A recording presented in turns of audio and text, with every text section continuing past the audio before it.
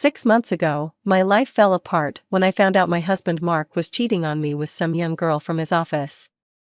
I guess I should have seen it coming: the late nights at work, the mysterious text messages, the sudden interest in working weekends. But when you're busy raising a 6-year-old, you sometimes miss the obvious signs staring you right in the face.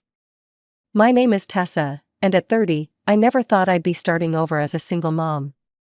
But here I am, living in a modest 2-bedroom apartment in Seattle, just 15 minutes away from my parents' house. Moving closer to them seemed like the logical choice at the time, even though our relationship has always been complicated.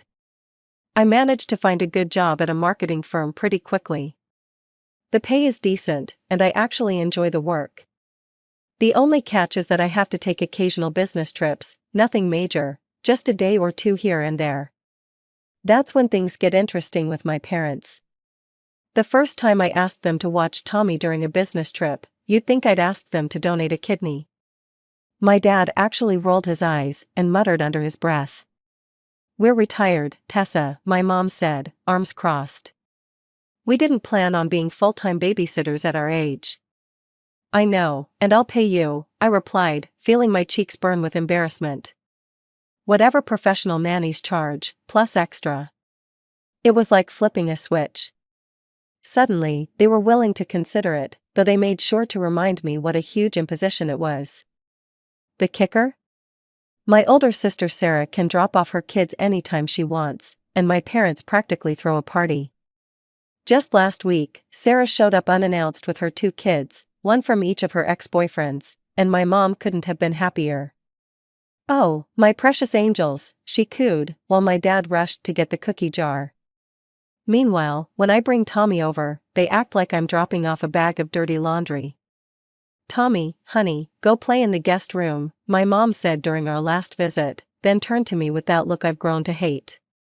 "Now, Tessa, Mrs. Henderson's son just got divorced. He's a dentist, you know. Very successful." "Mom, I'm not interested in being set up right now," I said for what felt like the 100th time. "I need time to focus on Tommy and my career." "That's your problem, Tessa," my dad chimed in from his recliner. "You're too picky, no wonder Mark left." The irony isn't lost on me. Sarah's had 2 kids out of wedlock, has never held a steady job, and is currently living off her new boyfriend's money. But somehow, I'm the family disappointment because my husband cheated on me. "Have you thought about what I said about Dr. Robert's son?" my mom asked yesterday while handing Tommy back to me after a short business trip. "He's only been divorced twice, and the second one wasn't even his fault." I've learned to let their comments roll off my back, mostly. What choice do I have? They're Tommy's grandparents, and despite their clear favoritism towards Sarah and her kids, I need their help. But sometimes, late at night when Tommy's asleep, I wonder how my own parents can treat me like this. How they can criticize every move I make while turning a blind eye to Sarah's chaos. I woke up one Tuesday morning feeling like I'd been hit by a truck. My throat was raw, my head was pounding, and I could barely drag myself out of bed. Tommy was already up, watching cartoons in the living room. "Mommy, are you okay?" he asked, his big brown eyes full of concern. "You sound funny." I tried to smile, but even that hurt. "Just a little cold, buddy, nothing to worry about." After calling in sick to work, I knew I had to figure out what to do with Tommy. I couldn't risk him catching whatever I had, so I grabbed a medical mask from the bathroom cabinet and called my parents. "I'm not feeling well," I croaked into the phone. "Could you watch Tommy for a couple of days until I'm better?" There was a long pause before my mother responded. "Well, you know our rates, Tessa. And we'll need the money up front this time." I wanted to scream. Who asks their sick daughter for payment in advance to watch their own grandson? But I bit my tongue and made the transfer right away. What choice did I have? After dropping Tommy off, I crawled back into bed, hoping some rest would kick whatever this was. But as the hours ticked by, I only got worse. By evening, it felt like an elephant was sitting on my chest. Each breath was a struggle, and the room started spinning every time I tried to stand up. When I started seeing black spots in my vision, I knew this wasn't just a cold.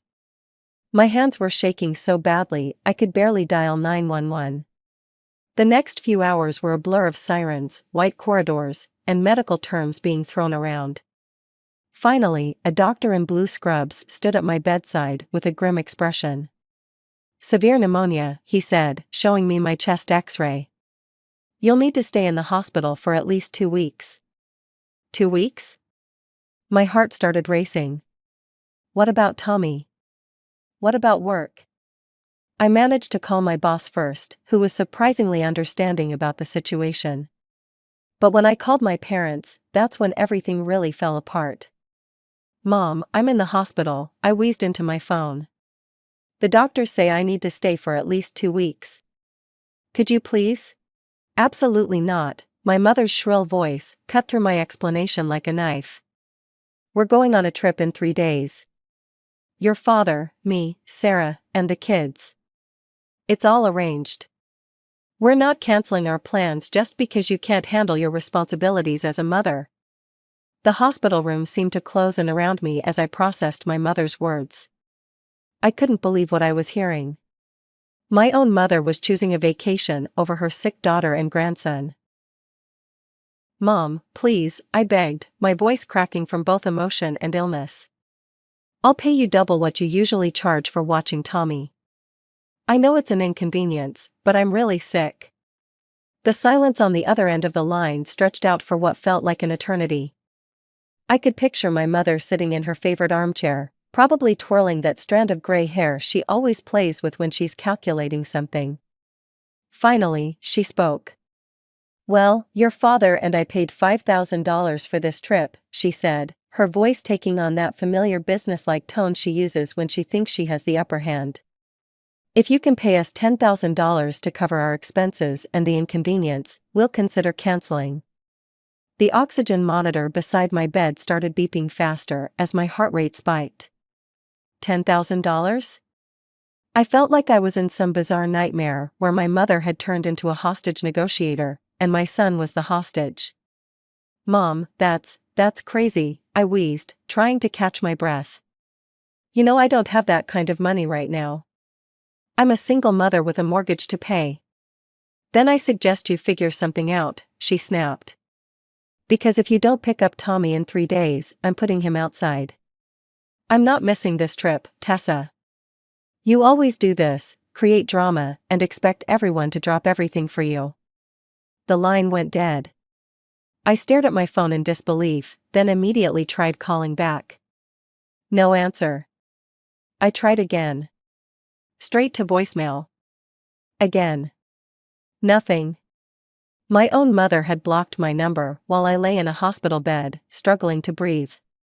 The reality of my situation hit me like a tidal wave. I was alone in this city. Really, truly alone. All our relatives lived in other states, Aunt Martha in Florida, Uncle Jim in Texas, Cousin Rachel in Michigan. And having only moved back 6 months ago, I hadn't had time to build any close friendships yet. Sure, I had work colleagues, but who asks a work acquaintance to take their child for 2 weeks? In desperation, I did something I'd been trying to avoid. I called Mark. My hands were shaking as I dialed his number, and not just from the fever. "Tessa," he sounded surprised to hear from me. "What's wrong?" I swallowed my pride and explained the situation, trying to keep my voice steady. "I know it's a lot to ask, but could you possibly take Tommy for a couple of weeks? I'm in the hospital with pneumonia, and my parents." "I can't," he cut me off. "Rachel's due to give birth any day now. We're actually heading to the hospital tomorrow for the scheduled C-section." Rachel, his new wife, the 25-year-old who'd been his secretary. The one he'd left us for. And now she was giving birth to their new baby, while I lay here alone in a hospital bed, with nowhere to send our son. I stared at my phone's contact list. There was one name I'd been avoiding, one last possible lifeline, but just seeing it made my stomach churn. Patricia, my former mother-in-law. We hadn't spoken since the divorce 6 months ago, and even before that, our relationship had been rocky at best. Patricia had never thought I was good enough for her precious Mark. She'd made that clear from day one, with her backhanded compliments and not-so-subtle criticisms. "Oh, you're working in marketing? How interesting. I always thought Mark would end up with someone in a more substantial profession. That kind of thing." After the divorce, she'd cut all contact with me. No surprise there, she'd probably been thrilled when Mark traded me in for a younger model. But right now, she was my only hope. My finger hovered over her name for what felt like hours. The oxygen mask fogged up with each shaky breath I took. Finally, I pressed call, before I could talk myself out of it. 1 ring, 2 rings, 3. "Tessa?" Patricia's voice was filled with surprise and something else I couldn't quite identify. "Is everything all right?"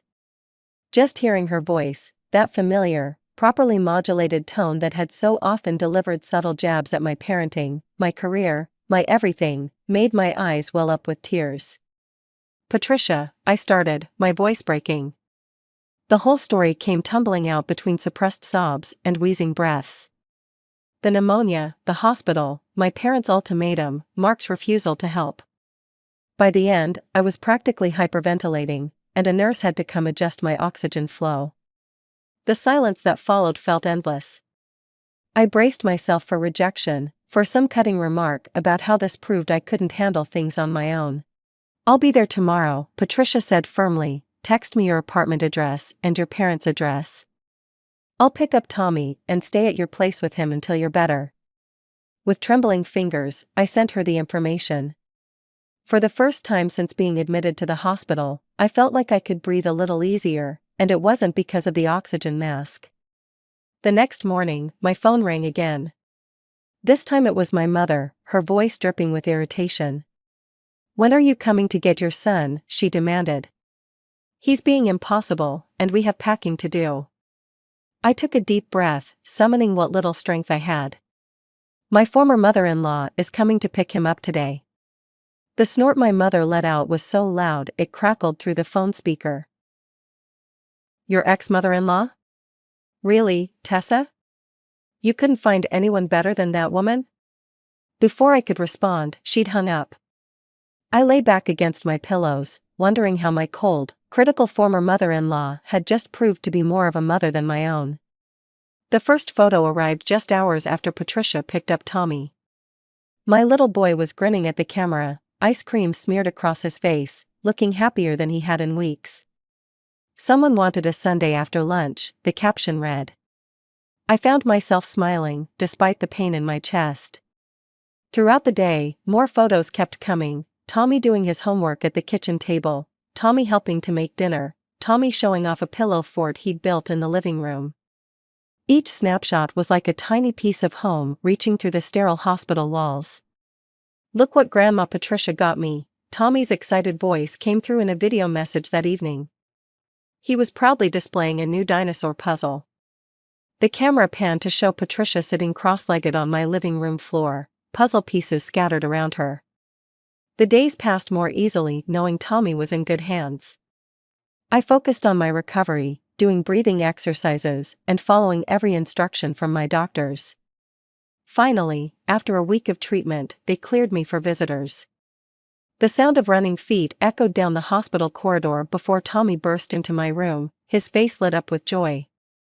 "Mommy," he threw himself carefully onto my bed, mindful of the 4 lines, just as Patricia must have warned him to be. "We brought you some real food," Patricia said, holding up a thermal bag. "Hospital food isn't fit for recovery." She unpacked containers of homemade soup, fresh bread, and what looked like my favorite lemon squares, though I'd only mentioned liking them once, years ago at a family gathering. As Tommy chatted excitedly about his week, I watched Patricia. She was different somehow, softer around the edges, the perpetual criticism absent from her expression. She asked about my treatment, actually listened to my answers, and seemed genuinely concerned about my well-being. Their visits became a daily bright spot. Patricia would bring something new each time, books, magazines, more home-cooked food. She'd tell me funny stories about Tommy's adventures at home while he played with the toys she'd brought him. During one visit, while Tommy was absorbed in his new coloring book, Patricia grew quiet. She seemed to be wrestling with something. "I owe you an apology, Tessa," she finally said, her voice low. "The way I treated you all those years. I was wrong." I nearly dropped the soup spoon I was holding. In all the years I'd known her, I'd never heard Patricia admit to being wrong about anything.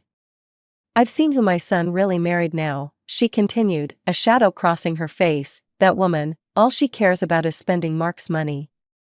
3 different designer handbags in 1 week. And the way she talks to him."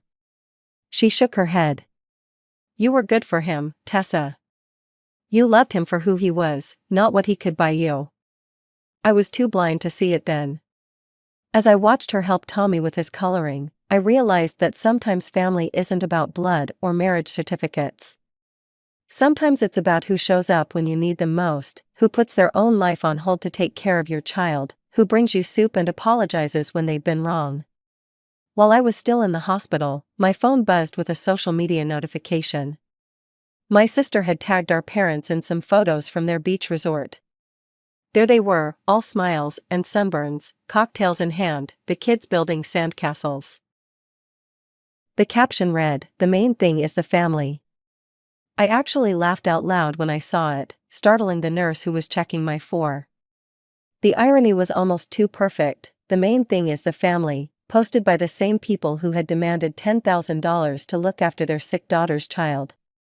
The same people who had threatened to put their own grandson out on the street. When I was finally discharged, Patricia and Tommy were waiting at my apartment. They'd cleaned the whole place, stocked the fridge, and even put up a "Welcome Home, Mommy" banner that Tommy had made himself. I hugged Patricia tight, trying to convey everything I couldn't put into words. "Thank you," I managed to say, "for everything." "That's what family is for," she replied simply, and I felt the weight of those words, how different they sounded coming from her compared to my own parents' empty version. Getting back to normal life took time.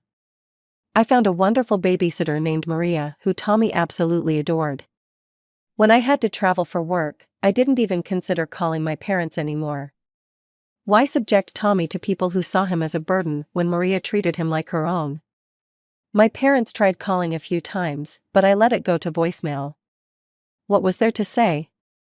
They'd shown me exactly where I stood in their hierarchy of importance, somewhere below a beach vacation and $10,000. Patricia and I talked regularly, at least once a week, sometimes more. She'd FaceTime with Tommy, send care packages, and always seemed genuinely interested in our lives. It was the kind of maternal relationship I'd always wished I had with my own mother. Then, 5 months after the hospital incident, Patricia called with an unexpected proposition. "My brother David is looking for someone with your exact qualifications for his company," she said, an excited note in her voice. "I mentioned you to him, and he looked up your work portfolio online. He's very impressed." I sat up straighter. "Oh? The salary is double what you're making now," she continued. "And before you ask about Tommy, I'd love to watch him while you're at work. I'm retired now, and this way he'd have his grandmother nearby." My mind was spinning with possibilities. Double my current salary. A fresh start in a new state. Tommy having a grandmother who actually wanted to spend time with him. 2 weeks later, Tommy and I were packed and ready to go. I didn't tell my parents or Sarah we were leaving. They'd figure it out eventually, but by then we'd be long gone, starting our new life with the family that had chosen us. 2 years can change everything. Tommy was thriving in his new school, making friends and bringing home excellent grades. I had worked my way up to senior marketing director at David's company, and my salary had grown even more. Patricia had become a true grandmother to Tommy, showing up at his soccer games, helping with school projects, and spoiling him with love rather than just material things. We were finally house hunting, looking for a place to call our own. Just that morning, I'd been reviewing mortgage options, calculating down payments, and dreaming about having a backyard where Tommy could play. Then my phone rang. An unfamiliar number with a familiar area code. "Hello?" I answered cautiously. "Tessa? It's Mom." I almost dropped my coffee mug. 2 years of silence, and now this? My mother's voice sounded different, strained, desperate even. What do you want? I tried to keep my voice neutral, but 2 years' worth of hurt made it hard. We need your help, she said, without even asking how I was. Classic mom. It's about Sarah. Of course it was about Sarah. It was always about Sarah. What about her? She's gone, my mother's voice cracked. She ran off with some man she met online. Just packed a bag and left. She didn't even say goodbye to the kids. Just left a note saying she needed to find herself and drove off with him. I sat down heavily in my office chair. She abandoned her children? They'd been with us for 3 weeks now, Mom continued. Your father and I, we're not as young as we used to be. And children are so expensive these days. The food, the clothes, the school supplies. I could see where this was going. What exactly do you want from me, Mom? Well, she said, her voice taking on that familiar manipulative tone I remembered so well, you are their aunt. We thought you could send us some money every month to help with their expenses. It's the least you could do for family. I couldn't help it, I laughed. A real, genuine laugh that bubbled up from somewhere deep inside me. The least I could do for family, I repeated, still chuckling. Like when you demanded $10,000 to watch your own grandson while I was hospitalized? Like when you threatened to put an 6-year-old child out on the street? That kind of family obligation? That was different, my mother spluttered. We had plans. No, Mom, you had a choice. You chose a beach vacation over your sick daughter and grandson. You chose Sarah's drama over my stability every single time. And now you're calling me, after 2 years of silence, asking for money? We're talking about innocent children here, Tessa. Yes, we are, just like we were talking about an innocent child 2 years ago, my son, your grandson, when you abandoned him. I'm sorry Sarah left her kids. I truly am. But you raised her to be who she is, and now you get to deal with the consequences. Well, if you won't help willingly, my mother's voice turned sharp, we'll just bring the kids to your apartment and leave them there. Then you'll have no choice but to take responsibility. I couldn't help but smile at her empty threat. Go ahead, Mom, but good luck finding me. I moved to another state 2 years ago. You what? She sputtered. Where are you? That's not your concern, I replied calmly. You know what they say about karma, Mom? It always comes back around. You and Dad raised Sarah to believe she could do whatever she wanted without consequences. You enabled her behavior for years while criticizing every move I made. Now you're reaping what you've sown. Please, Tessa, her voice cracked, finally dropping the threatening tone.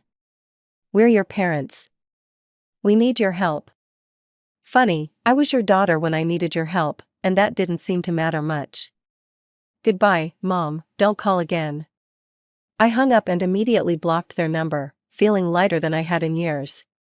Later that evening, as I watched Tommy and Patricia working on a science project at the kitchen table, I knew I'd made the right decision. Months passed, life went on. Through the family grapevine, mostly my Aunt Martha, who loved sharing gossip during our monthly calls, I heard all about my parents' struggles. They'd hired an expensive babysitter because they couldn't handle the kids on their own. They were burning through their retirement savings. And of course, they were telling anyone who would listen about their ungrateful younger daughter who refused to help family in need. But you know what's really rich, Aunt Martha said during our last call. They haven't said one bad word about Sarah. Can you believe it? She literally abandoned her children without warning, ran off with some man she met online, and they're still making excuses for her. I wasn't surprised. Some things never change. Last week, I closed on our new house, a beautiful 4-bedroom with a big backyard, just perfect for Tommy's upcoming 10th birthday party. Patricia had already claimed one of the spare bedrooms as her grandma room for when she visits, which is often. Tommy is flourishing in school, making honor roll and playing on the soccer team. I was recently promoted to executive director of marketing, and David keeps hinting at a partnership track in my future.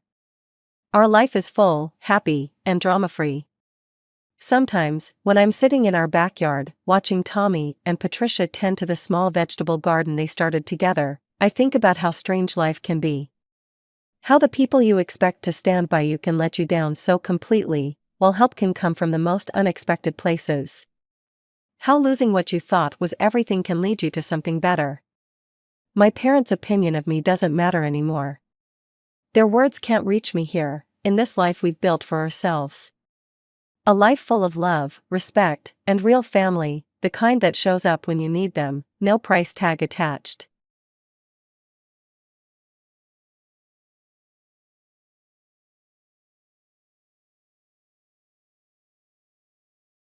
What? No way.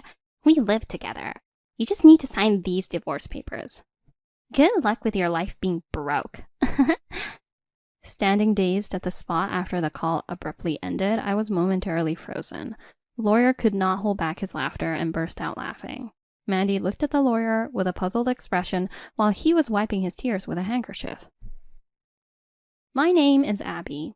I have been married to George for 2 years now. We don't have any children. Both of us work and are so busy that we often work on holidays. We hardly have time for long conversations and usually live a life of passing each other by. Therefore, we make sure to align our schedules to go on overseas trips during our substantial holidays. Though it's only about once a year, we both look forward to it. When we got married, we decided to buy a high-rise apartment in the Bay Area. It was a stretch, but considering the future value of the asset, we took the plunge. Thanks to that, we are satisfied with our current life. I have a good friend from high school, Mandy. We sometimes go out for lunch together. Mandy is beautiful and therefore has high standards for men. She isn't married yet, but has a strong desire to marry. She always looks for men with high educational and income levels on dating apps.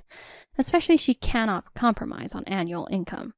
One day I was enjoying lunch with Mandy at a cafe near the park. Mandy and I were also together in high school and university and were in the same classes. Perhaps because of that, we have consulted each other on various matters.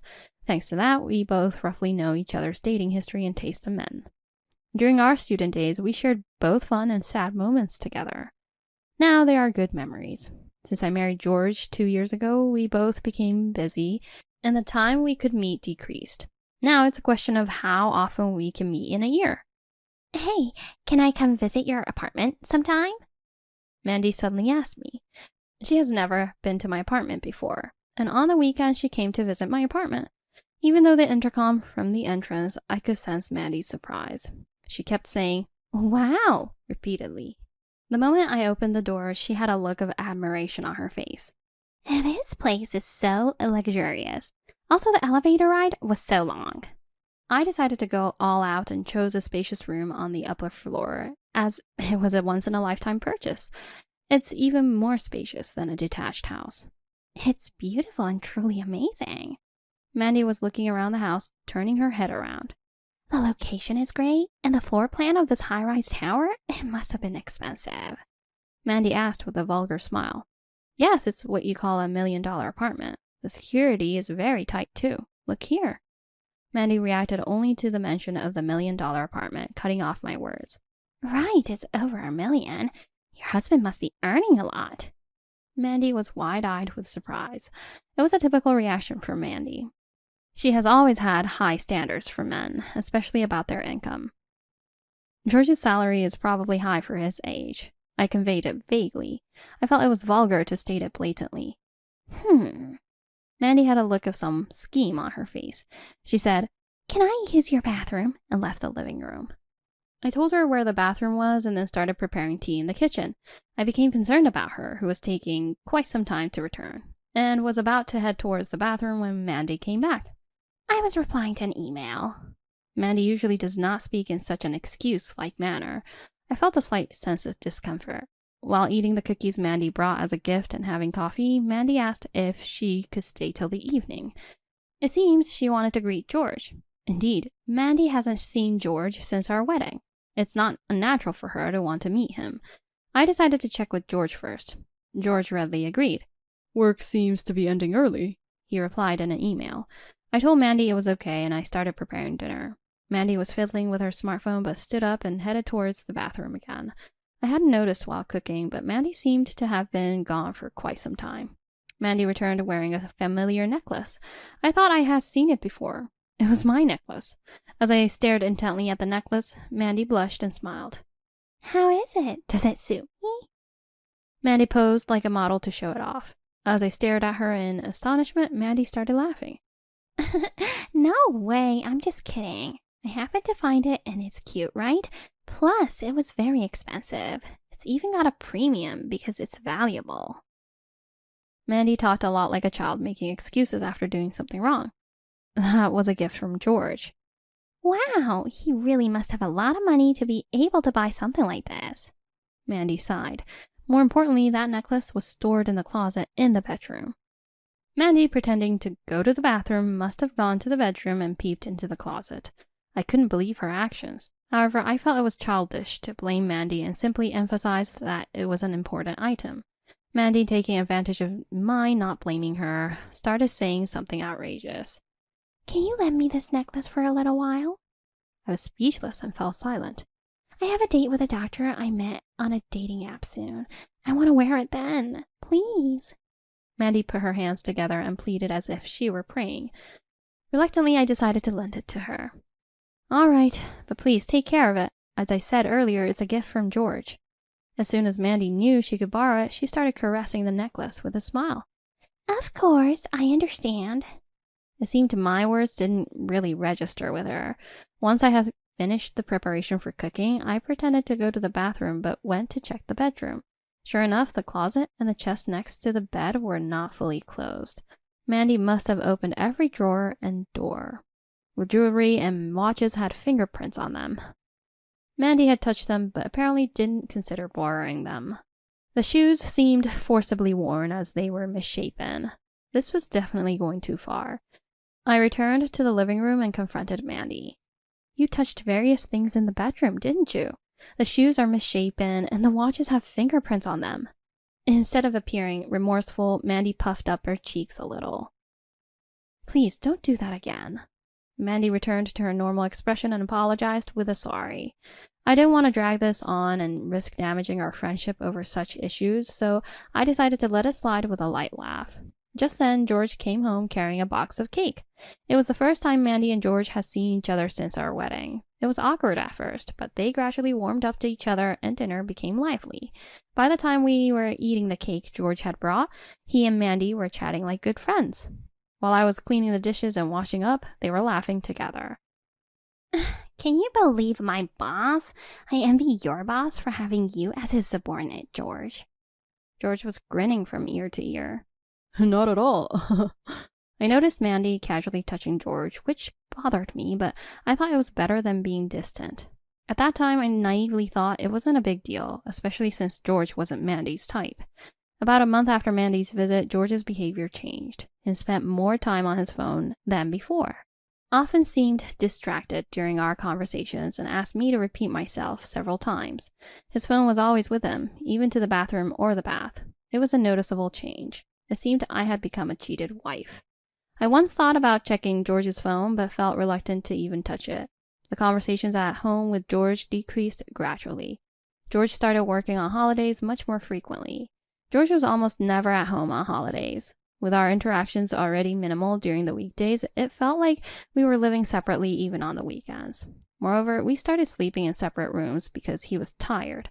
I vaguely thought about divorce or separation when I saw the divorce papers on the living room table. George had already signed them. Although I had considered it a possibility, I was still shaken when it became a reality. My hands trembling, I called George. I just got home and saw the table. What's this about?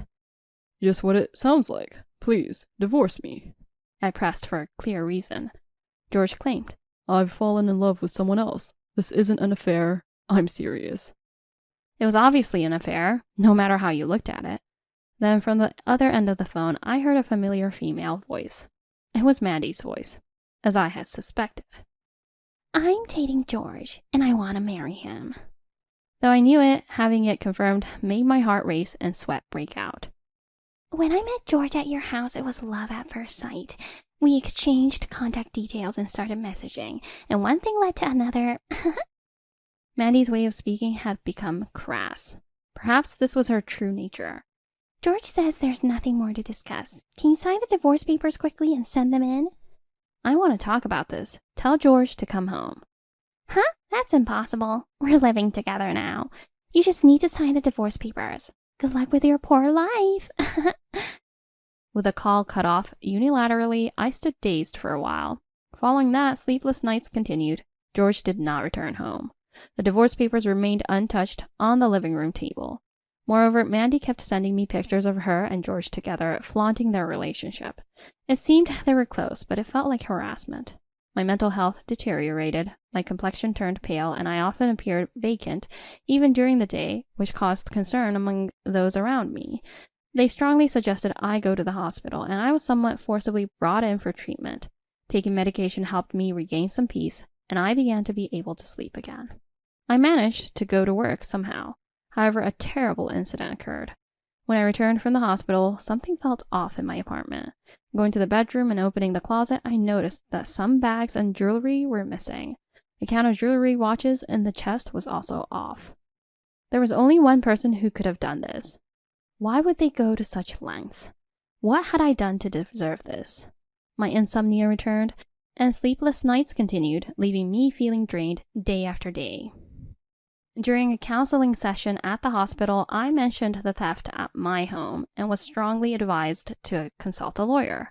I contacted the company's lawyer on the spot and arranged for a meeting. The first thing the lawyer asked me at the consultation was, "What would you like to do?" "I'll get a divorce. I want those two to face proper consequences." I answered immediately, surprising even myself. Just a while ago, I was unsure what to do. It came out so easily from my mouth. Perhaps I really did want to punish them. They have made me suffer unilaterally until now. It's only right to retaliate. A week later, Mandy contacted me. I had sent her a certified mail. What are you thinking? Sending a certified mail to my office? Mandy sounded very angry, her voice filled with rage. You should have been prepared for at least this much. Anyway, I'm leaving everything to my lawyer now. I hung up the phone. Mandy called several times after that, but I ignored all her calls. Then George called. I had sent certified mail to George's family home. It seems it caused a big stir as the affair became known there. I nearly burst out laughing, but I managed to hold it in. I couldn't just leave everything to my lawyer as my emotions were not settling, so I decided to meet them. I was going to thoroughly confront them on the spot. The lawyer arranged the date and time, and we agreed to meet at his office. A few days later, they reluctantly came to the lawyer's office. I thought they would bring their own lawyer, but it seemed they came alone. Mandy violently opened the door of the office. George followed her, looking uncomfortable. "Finally, we meet, you coward." Mandy did not try to hide her anger, but George stepped in front of her, trying to stop her. "After all, this guy has been running away. Thanks to him, our marriage keeps getting postponed." Mandy looked like she was about to throw the bag she was holding at me. George was desperately trying to hold her back. As I watched them with a pitiful feeling, the lawyer nodded slightly at me. "Please calm down. If any violence or abusive language is confirmed, we will immediately call the police. Understood?" The mention of the police made Mandy stiffen. Calmed by the lawyer's intervention, Mandy and George took their seats. We sat across from each other at the office table, and the discussion finally began. "George, you are seeking a divorce, correct?" Mandy was sitting arrogantly while George slumped, looking diminished. "We will agree to the divorce. However, since the relationship has been identified as an affair, we will be claiming compensation for emotional distress. Any objections?" George's face began to cloud over. "I don't care about the divorce. Just make sure you don't contact me after we pay the compensation." I quietly nodded. Mandy looked displeased. Perhaps she thought I would put up more of a fight. As the lawyer began to discuss the amount of compensation, Mandy snapped. "I said any amount is fine. We have more money than we could ever spend." Mandy spoke arrogantly, crossing her arms. The lawyer looked at her with interest, saying, "Oh?" "Yes, aren't you a lawyer? Didn't you check that George is the president of a jewelry maker with an annual sales of $100 million? George looked up, flustered, trying to restrain Mandy's arm. Mandy's face was flushed as she spoke excitedly. "Compensation for an affair is nothing to us. I'll even give you a proper share of the assets." George was desperately trying to calm Mandy. Mandy shook off George's hands and continued. Your salary barely covers your living expenses, right? Mandy said this with a laugh. The lawyer couldn't hold back and burst into laughter. Mandy looked at the lawyer questioningly. The lawyer was wiping his tears with a handkerchief. Abby is actually the one who's the president. What? Mandy couldn't comprehend and gaped. George was slumped, trembling slightly. George is just an employee without any title. I am Abby's company's legal advisor. Hearing this, Mandy began to laugh loudly. What are you talking about? Are you really a lawyer? Is it okay for lawyers to lie? The lawyer answered calmly. Why don't you ask George next to you if what I'm saying is a lie? George was only biting his lip, looking downward. Mandy, perhaps feeling insecure, grabbed George's arms and started shaking him. You said you were the president of a jewelry maker with sales of $100 million. That's not a lie, right? George didn't answer. He covered his face with his hands, making unintelligible moaning sounds. Mandy, possibly starting to panic, gripped George's arms even tighter, repeatedly saying, Answer me, it's not a lie, right? George whispered in a hoarse voice. I'm sorry. The room fell silent at his words. Mandy's hands, which had been gripping George, drooped lifelessly. You said you were the president of a company with $100 million in sales. Mandy muttered to herself, like talking to no one in particular. George's apology had plunged Mandy into despair. Shaking, Mandy stood up. It's a lie. There's no way you could be the president. Mandy pointed at me and accused me. Why do I know about this? We've shared everything. I spoke to Mandy calmly, as if to enlighten her. And just because we're best friends doesn't mean I have to share everything, especially since you've always been so fixated on money. I had no intention of telling you. I looked Mandy straight in the eyes without averting my gaze as I spoke. Mandy seemed to lose her strength and slumped down. And then what about that house? Of course, the house isn't my name, so George will be the one leaving. Mandy fell silent, and George sat there holding his head. He probably didn't want to come here. He knew what was coming. But if he hadn't come, things would have been worse. Hell if he came, and hell if he didn't. Only hell awaited George now. The lawyer began to disclose the evidence I had gathered. First, here's a photo of George and Mandy together. It was a printout of a photo sent to my smartphone. The lawyer placed an IC recorder on the table and played a recorded conversation. Why would you send me this? I was just sharing some of our happiness with you. While listening to Mandy's voice, George seemed to be holding back tears. Are you still clinging on the past? I want you to divorce quickly. I know what you're clinging to. It's George's income, isn't it? After all, he's the president of a jewelry maker with annual sales of $100 million. You hid it because I might take it from you. Embarrassed, Mandy covered her face with her hands. Hurry up and divorce, and leave that high-rise apartment. It's going to be mine soon anyway. Too bad George won't be coming back. I'll give you as much compensation as you want. You poor thing. Your target was not George, but the money. And I am speechless at how George was deceived by you. George kept his head down, tears spilling, staining his pants. George and Mandy fell silent. Do you think this is over? What else is there? Mandy, you entered the house when Abby was not there and stole several items, didn't you? The lawyer's detached demeanor was a relief to me. George looked shocked. Apparently he was unaware of it. What do you mean? Theft? Mandy bit her lower lip and trembled. I didn't do it. I don't know anything. The lawyer placed a tablet on the desk and played a video. It showed Mandy sneaking into the bedroom, taking bags and jewelry out, and stuffing them into her bag. Mandy stared at the video wide-eyed. What is this? Why would you record this? You can't do that. George covered his face with his hands and sighed. Our house has always had security cameras. Why didn't you tell me that sooner? I never thought you'd break in. I was getting a headache from this ridiculous exchange. Besides, you used my keys without permission. Because I wanted them. It's your fault for not buying them for me. The two started arguing with each other, ignoring us. The lawyer and I were astounded. Please save your arguments for later. Regarding this theft, we will file a police report. Mandy seemed to panic at the mention of the police. The police? Isn't that a bit much? I was just borrowing a friend's things. I never said you could borrow them. I spoke calmly. Besides, you're not a friend or anything. You were just a classmate, so I will file a police report. Mandy's demeanor turned defeatist. Don't say that. I'll compensate. I will make it right, so please, no police. Mandy began to beg on her knees.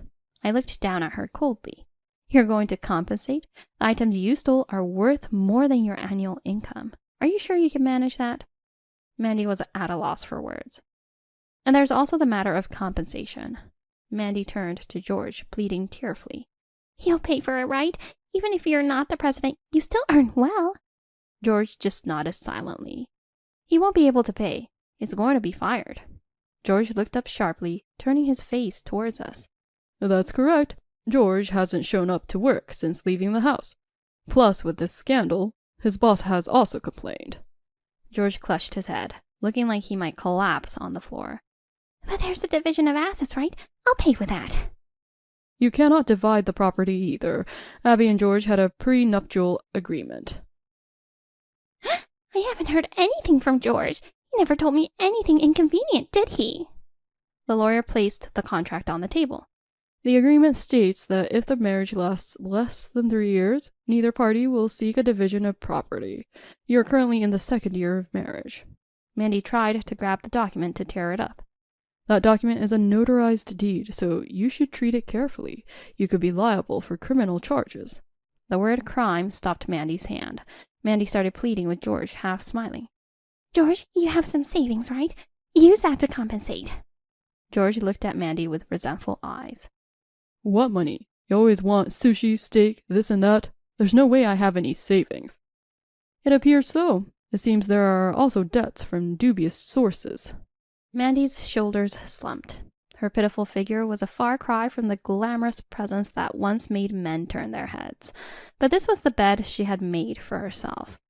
Both wore exhausted expressions, muttering, This wasn't supposed to happen. And, What should we do now? I decided to leave the rest to the lawyer and stand up. Mandy, money isn't something you steal from others. It's something you earn through effort.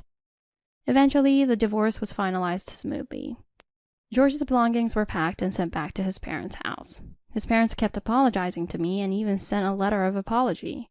Mandy was interrogated by the police on charges of breaking and entering and theft. I had filed a police report, which led to an investigation and her arrest when she admitted her guilt. Half of the stolen items had been sold, but the rest were returned. Although her actions were malicious, she showed remorse and willingness to compensate, which likely led to a suspended sentence. However, Mandy had other offenses. It was revealed that she had been stealing money and goods from men she met through a dating app. This discovery meant that Mandy was facing a real prison sentence. It explained why she had such an exaggerated reaction to the police and the word crime. George couldn't stay in Mandy's apartment and moved to an old apartment in the suburbs. He appears to be job hunting, but his unexcused absences and poor work attitude from his previous job have made it difficult to find new employment. He's now scraping by with day labor. I receive regular updates about them from the lawyer. After the divorce, I focused on my work. I'm now working on expanding the distribution of our jewelry to Europe. This initiative started after I took a long vacation in Europe as a way to shake off the divorce. I had a chance to drink wine with the owner of a jewelry shop in France. During that meeting, I passionately discussed jewelry design, and the owner and I hit it off. He agreed to carry my company's jewelry in his store. The owner is a wonderful man who, having been divorced himself, seems to understand my emotional pain. Truth be told, I am focusing on sales in France because I want to see him. It may be mixing business with personal feelings, but I think I deserve this perk after all I've been through.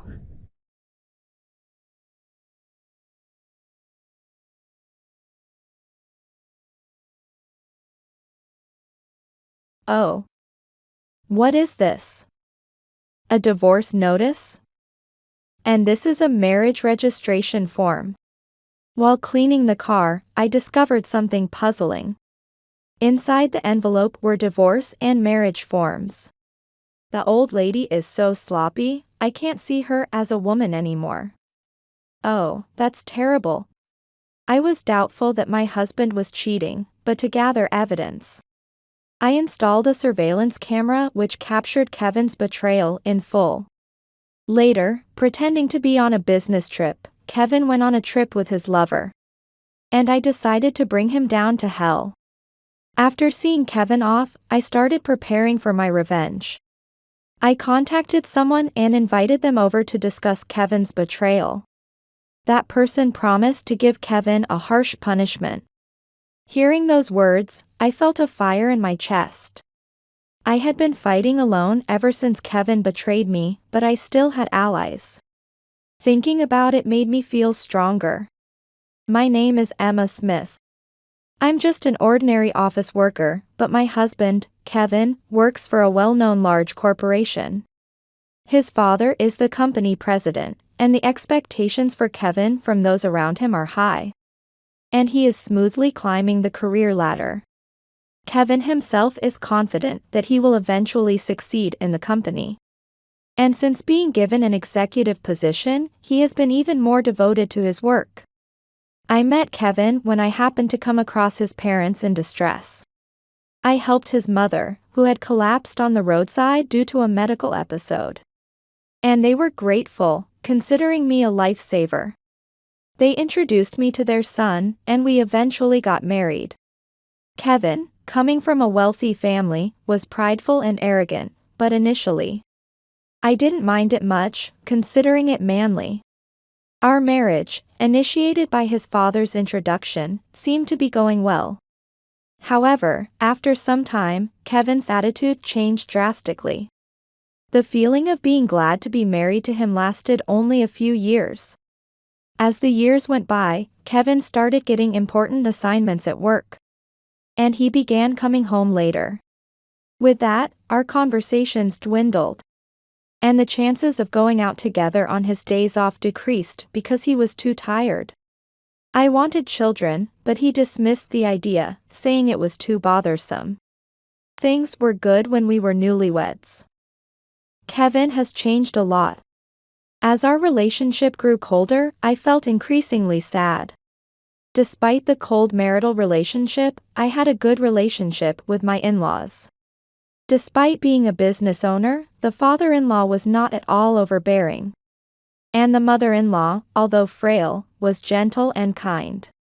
Kevin, being their only child, was probably spoiled by them. Kevin brags about his abilities at work, but he is hopeless in other aspects. He can't even think of doing household chores when he comes home. He just throws his clothes everywhere and immediately sprawls on the couch. At first, I thought I needed to support him, but as years passed, it only became a source of sighs. Yet, he often harshly criticized me. "Hey, food. I'm hungry, hurry up." Upon returning home, Kevin, seemingly in a bad mood, shouted at me. "I just got back from work myself. Wait a bit longer." Kevin, seriously? You really are a nag. Don't face me, it's irritating. What's that supposed to mean? You were home before me. You could have at least thought about preparing dinner. Although I said this, I knew Kevin was incapable of preparing a meal. He had never stood in the kitchen from the time we were dating until now. Shut up, I earn more than you do. Don't compare yourself working at a small company to me. Indeed, Kevin earned more. But that shouldn't mean he could lack compassion. Yet, Kevin used his income as a shield, never bending his will. Seriously. If I knew you were such a cheeky woman, I wouldn't have married you. Make sure you serve me well, so I don't dump you. Kevin smirked and hurled insults as he watched for my reaction. Ignoring his words, I headed to the kitchen. There were hardly any insults when we were newlyweds. How did Kevin change so much? I started preparing dinner silently, but the words he had just said stuck in my mind like thorns, making me feel uncomfortable. Over time, Kevin began to openly show hostility towards me. I wanted to correct my flaws if I had any. But Kevin's comments were always unreasonable, leaving no room for improvement. I didn't know the reason, but I was troubled by my husband's changed attitude. One day, when I tried to go to work, I noticed that my car wouldn't start, perhaps the battery was dead. I immediately called the mechanic to have it checked. But it seemed the repairs would take some time. Hey, can I borrow your car until mine is fixed? I can't get to work otherwise. Huh? Why should I? Kevin uses the train for his commute, so he only drives his car on weekends. Initially reluctant, he eventually agreed to lend me his car. So I started using it for my commutes until my own car was repaired. It's quite a mess in here, really sloppy. Kevin's car was, as expected, a mess. Seeing the chaos inside, I couldn't help but sigh. Being fairly tidy myself, I was reluctant to drive it in that condition, so I started cleaning it up. I briskly put half-finished water bottles and crumpled pieces of paper into a trash bag. The trash bin was overflowing, and the ashtray was stuffed with numerous cigarette butts. Oh, what's this? While cleaning under the passenger seat, I found something shiny. It was one half of a pair of women's earrings, and it definitely wasn't mine. I wondered who could have left it, perhaps a friend or a colleague of Kevin's. I decided to put the earring in my pocket to give to Kevin later. Well, I guess that's about it. Having finished picking up a 12-gallons bag full of trash, I stretched my back. I wonder if he's not embarrassed by such messiness. But it seems Kevin's behavior is hard to change. Right, I haven't checked there yet. I then opened the dashboard that I hadn't checked yet. There had been a time when I left important documents there before. I thought it best to check now, in case something outrageous would appear again. Inside, something caught my eye. There was an A4-sized brown envelope left behind. Perhaps it was work-related documents. It was a good thing I checked. Thinking it might be something important, I picked up the envelope and looked inside. However, what I found was unexpected. Oh. What is this? A divorce notice? And this, a marriage registration form. Thinking this could be some kind of evidence, I decided to take a photo with my smartphone before putting it back. The earring I found earlier might belong to Kevin's mistress. Such a worry crossed my mind. Kevin's affairs with women continued to haunt him. Late one night when he came home, his clothes smelled of perfume, and once there was lipstick on his collar. However, the evidence I currently had was too weak to confront Kevin about his infidelity. Unable to follow Kevin around all the time due to work, I resolved to hire a detective agency. When I finally received the report from the detective agency, I was shocked. Just as I feared, Kevin was indeed having an affair. The other woman was a receptionist at his company named Tracy. The report detailed how they met several times a week. Kevin told me he was working late, but in reality, he left work at 6 p.m. and went straight to Tracy's apartment. It seems their relationship had been going on for quite some time. Kevin had been noticeably colder towards me for a few years. Surely, their relationship had started around that time. Then another shocking truth came to light. Kevin had been bringing Tracy home when I was not around. I immediately decided to install surveillance cameras at home and capture everything. I made up a reason to leave the house, and Kevin foolishly fell for it. Later, when I checked the surveillance camera footage, I saw the disgraceful figures of the two. The location was our bedroom. Shamelessly, Kevin had let Tracy into our bedroom and they had acted there. Hey, are you sure your wife won't come back? I really hate it if we run into each other. She said she's out today, so no one will be at home, totally safe. We won't get caught. The camera not only captured their actions but also recorded their conversation clearly. They seemed drunk on the thrill of their affair, laughing boisterously. Their foolishness was astounding. It's so thrilling. Bringing your mistress into the house while your wife is away, and this is the bedroom, right? The thrill makes it more exciting. Kevin, you're really a bad man. Tracy smirked maliciously, pleased to know she had an edge over his wife. For Tracy, I'd divorce that old lady anytime. I've been fed up since we got married. Tracy is definitely better. Kevin's words were indeed a shock. Although our marital relationship had grown cold over the years, we initially trusted each other. Maybe there was something wrong with me. I was about to think so, but Kevin's next words made me rethink. Tracy is many times better. The old lady is sloppy, her skin lacks firmness. I can't see her as a woman anymore. Oh, that's terrible. I would cry if someone said that to me. The two laughed mockingly at my appearance. I was dumbfounded by their vulgar remarks. Aging is a natural process. Kevin is plenty old enough to be considered a middle-aged man by society's standards. Anger began to bubble within me at his unbelievable betrayal. I could not let this go unnoticed. I will never forgive him. I'll make sure he sees hell. Several days had passed since I checked the surveillance footage. See ya. I don't know when I'll be back. With his usual indifferent attitude, Kevin left the house. He said he was going on a business trip for 3 nights. But I knew it was a lie, he was actually going on a trip with Tracy. Even though they had been meeting secretly, they were quite active.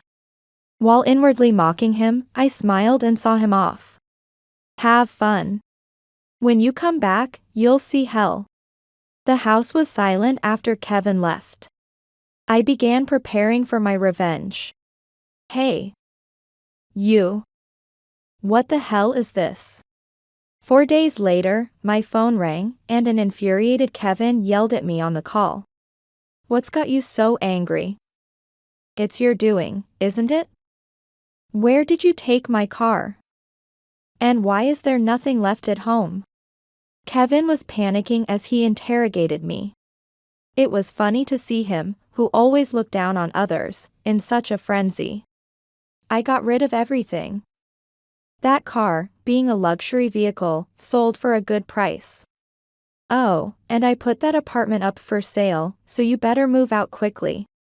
The apartment and the car aren't in your name. You can't just do whatever you want with them. Kevin was infuriated, seemingly unable to comprehend my actions. Well, maybe I'll tell you later. But how was your trip?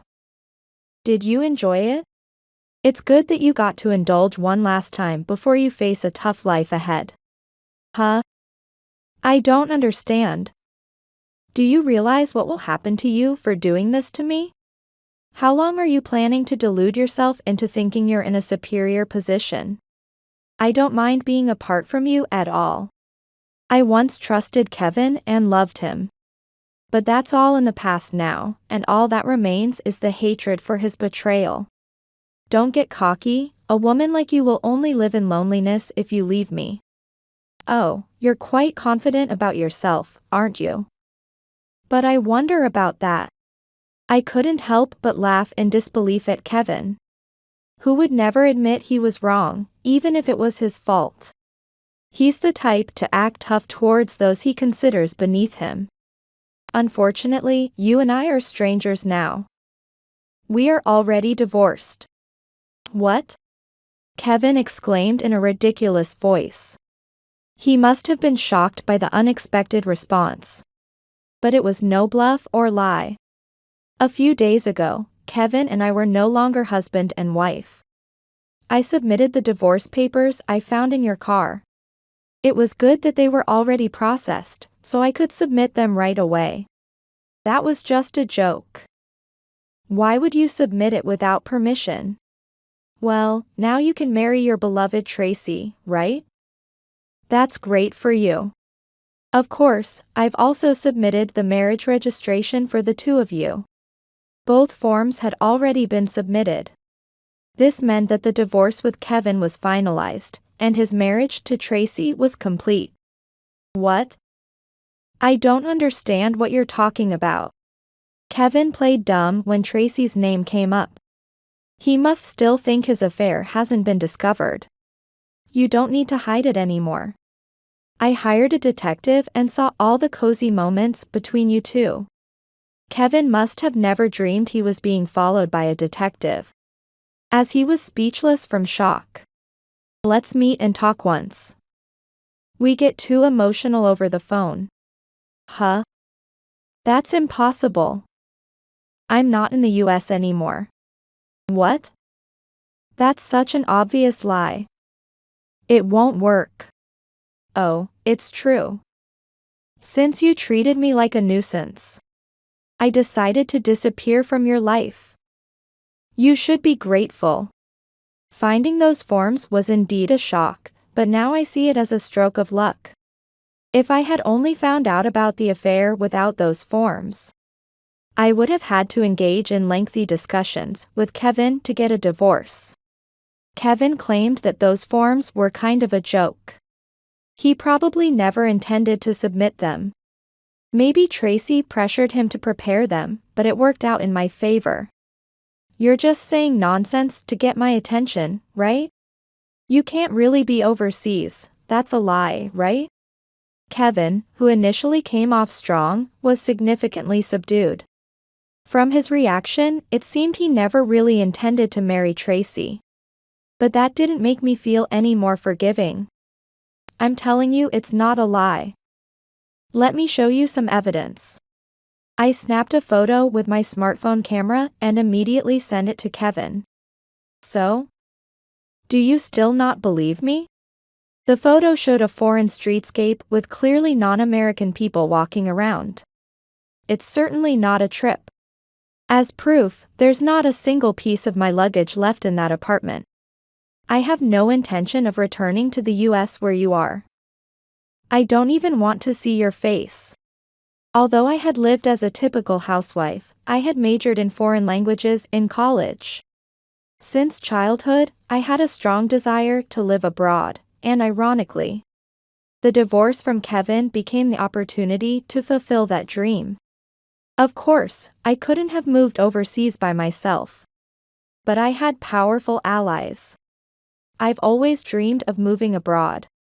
Thanks to you, I got a good opportunity. Thank you. Where did you get the money? Your parents supported my dream and helped me financially. I can't thank them enough. Kevin was baffled. He couldn't believe that his parents would assist his wife in escaping. My parents. Why would they?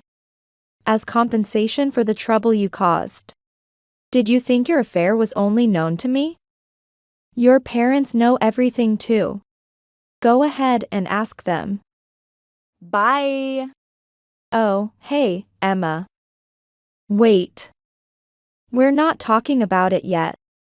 Ignoring Kevin's panicked calls to wait and talk more, I hung up the phone. Confronting Kevin alone about the affair would have probably led him to deny everything. To create a situation where he couldn't escape, I decided to rally support. On the day Kevin pretended to be on a business trip, I invited my in-laws over. I'm sorry for calling you over so suddenly. I really needed to discuss something important. Seeing my urgent expression, my in-laws sensed something and nodded solemnly. Talking about a suspicion of infidelity is usually difficult to discuss with a spouse's parents. But having known the character of my in-laws over the years, I believed they would trust my side of the story. I showed them all the evidence of Kevin's infidelity I had collected.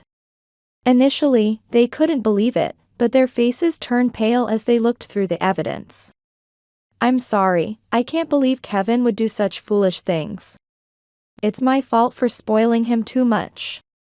The father-in-law's expression was stunned, and the mother-in-law covered her face and wept.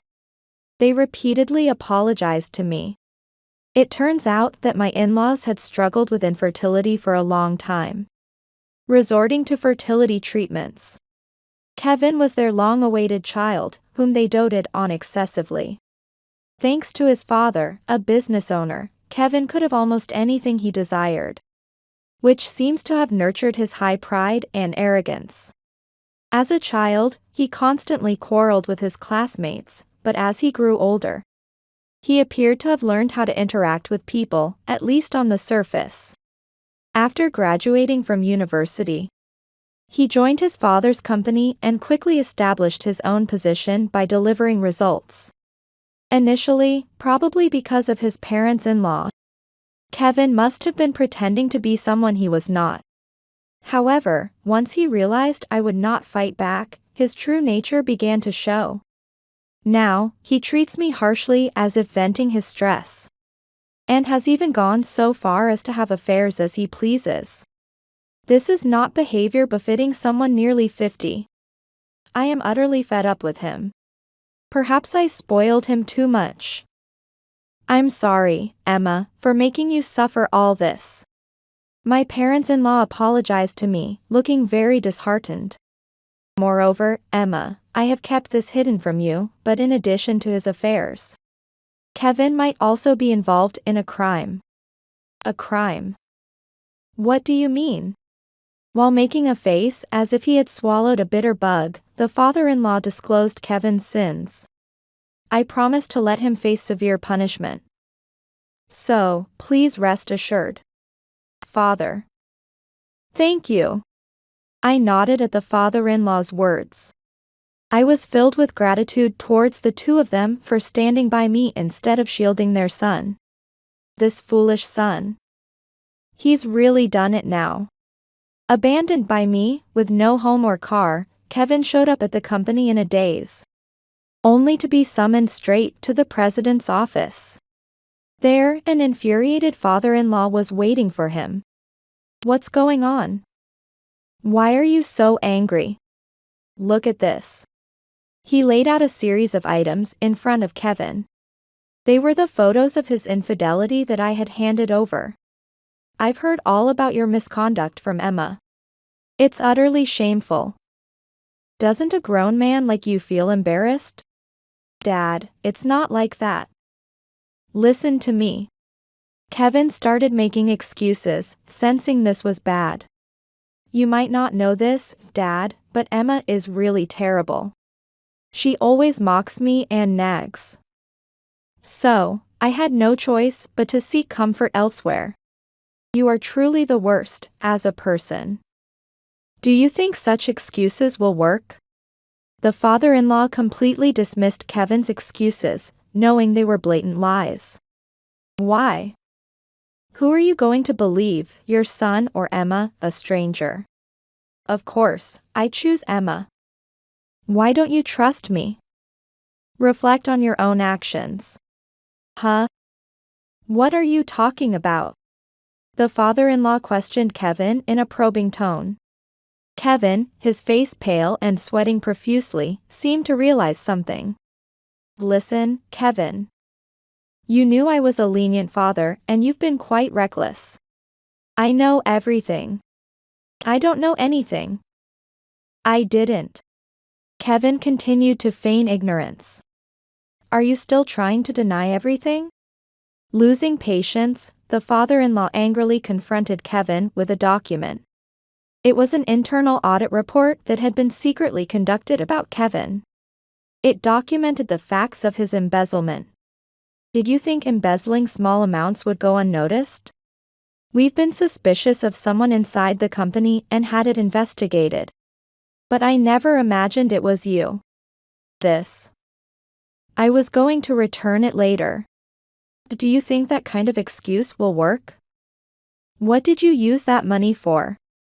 The internal audit revealed that small amounts of money had been regularly pocketed by Kevin. Realizing he could no longer evade, Kevin started deleting everything. Tracy was always dressed in luxury items, all apparently funded by Kevin. Kevin also paid for Tracy's apartment rent. Although Kevin's income was not meager, sustaining such a lifestyle for years meant his disposable income was limited. Therefore, Kevin had been embezzling amounts that he thought would not be detected immediately. But the company was not foolish. No matter how small, any discrepancy in funds would inevitably lead to an investigation. And the internal audit team uncovered Kevin as the culprit, bringing the matter to his father, the president. betraying Emma and even squandering company money on your mistress. What were you thinking? It's not like that. I was going to return the money. Enough with your excuses. You're fired. Don't bother coming to work tomorrow. The father-in-law sternly rebuked Kevin and gestured towards the door, telling him to leave. Dad, calm down. You wouldn't really fire your own son, would you? No, I no longer consider you my son. I intend to cut off our familial ties. Wait. The affair was just for fun. I'll return the money. Please forgive me. I won't listen to your excuses. Be grateful I'm not handing you over to the police. Now get out. Driven out of the president's office, Kevin walked away in a daze, never imagining that he, an elite, would be disowned by his own father. Perhaps he thought that even if his affair was discovered, a simple apology would suffice for forgiveness. But Kevin underestimated us. Neither I nor my in-laws will ever forgive Kevin for betraying our family's trust. That was his punishment. Mom, you're on my side, right? Dad is disowning me. Thus, Kevin visited his parents' home and pleaded with his mother. He probably thought that his mother would be more likely to side with him. However, his expectation was about to be betrayed. Of course. Think about what you have done. You are certainly not allowed to come back to this house. To the begging Kevin, the mother-in-law coldly stated her stance. Surprised by her attitude, Kevin responded in anger. Why not? This is my home. I have nowhere to go since you sold the house. I'll be homeless.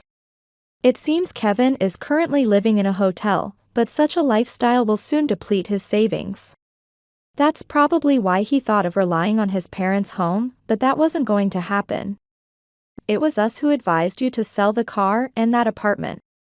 The luxury car Kevin had been driving. And the apartment he lived in was actually in his father-in-law's name. They were gifts bought when we got married. Of course, I couldn't just sell them, but the enraged father-in-law declared he would sell them. Emma is a lifesaver to me. Yet, you betrayed her. And I've heard about the embezzlement too. You've really done something foolish. I'll change my ways. The affairs weren't my fault. Tracy seduced me. I only spent the money because she wanted high-end items. Kevin continued to make excuses, to which the mother-in-law sighed heavily. It seems I really went wrong raising you. Your excuses are enough. Don't ever come over our threshold again. Please, Mom, don't abandon your own son. Don't be so heartless. Who's being heartless? I don't want to see your disgraceful face anymore. Just go away. The usually gentle mother-in-law scolded Kevin with a stern face. It appeared she was also angered by her son's actions. But, Mom. Please. No matter how much Kevin pleaded, the mother-in-law never agreed. He probably never thought his mother would abandon him. Realizing he had no allies left, Kevin dejectedly left his parents' home. Afterward, he persistently contacted me, begging for reconciliation. Please. Think it over. What's there to think over? You're already remarried to Tracy, aren't you? I've already divorced her. I need you. Oh, what a pity. Especially after I went through the trouble of filing those papers for you. After divorcing me and being fired. Penniless Kevin was quickly served with divorce papers by Tracy. You can't have forgotten about me, right? It's not too late. Give me another chance. His pleas for forgiveness were absurd, but I had no intention of reconciling with Kevin. If I was so important to you, you should have changed your ways sooner. It's too late for anything now. So what am I supposed to do now? Because of you, I've lost my job, my money, everything. Kevin showed a fit of anger, blaming me for his plight. But it was all his own doing. After all, it seems that even if he shows a wilting attitude, the fundamental personality will not change. It seems that he tried to come out and convince me. But I'm not the kind of person who can be deceived by Kevin anymore. Don't shift the blame. You'd better live with regrets. If you don't ask for too much, you can find a day job somewhere, right? Goodbye. Fed up with Kevin's complaints, I decisively blocked his calls. Living abroad, there was no way for him to reach me, and he had to give up. Later, through a lawyer recommended by the father-in-law, I filed for damages against both Kevin and Tracy. Kevin reluctantly accepted the terms, but Tracy showed an attitude of refusal. Why should I pay any damages? I don't have that kind of money. If you won't pay, I'll have to speak with your parents. They seem quite strict. Wait. Don't tell my parents. I had investigated beforehand and learned that Tracy's rural home was a very strict household. Despite strong opposition from her parents, she had managed to convince them to let her work in the city after graduating from college. If they learned of this matter, Tracy would likely be called back home. Then you'll pay the damages. You got me fired from the company. Life is already tough enough, I can't pay that. Not only had Kevin been fired, but Tracy too had been let go by the father-in-law. With her extravagant spending habits, paying a large amount in damages would be difficult. It's troublesome when you whine. After all, you were the one who picked a fight. It turned out that the earring found in Kevin's car and the documents in the envelope were part of Tracy's scheme to make me divorce Kevin sooner. Marrying Kevin, a corporate heir, would certainly have been hitting the jackpot. But now, with Kevin penniless, Tracy couldn't expect him to shoulder her damages. She had no choice but to pay herself. Fine. I'll figure something out. She clearly did not want to return to the countryside. Finally resigned, Tracy promised to pay the damages. Kevin had tried to raise money by selling the branded items he had given her. But it was far from enough to cover the full amount of damages. Tracy reluctantly started working at night, cutting back on sleep to make ends meet. She was mentally breaking down from juggling jobs, and even started visiting the hospital. Tracy, who had once laughed heartily when Kevin mocked me as an old lady, now looked older than her age due to stress. Disowned by his family, Kevin began visiting job centers to find work at other companies. However, when interviewers asked why he was dismissed for misconduct, his evasive answers made a bad impression, and he struggled to secure employment. He couldn't very well admit to embezzlement, and his job search continued to be difficult. Kevin, out of necessity, has started working day labor jobs that are unfamiliar to him in order to earn money for daily expenses. However, having never done physical labor before, Kevin is utterly useless and is always being scolded by his seniors. Despite how tough it is, he must work. He has no other way to support himself. Once upon a time, if he faced troubles, his parents or I would have resolved them. But now he must manage on his own. Having moved into a small, run-down apartment, Kevin is struggling with household chores and cooking that he never attempted before. This is a good lesson for someone who grew up pampered. Emma, I am truly sorry. Please forgive us. After everything was settled, the father-in-law apologized again for Kevin's affair. He went out of his way to contact me, even though I was overseas. Despite his social status, the father-in-law apologized deeply to me.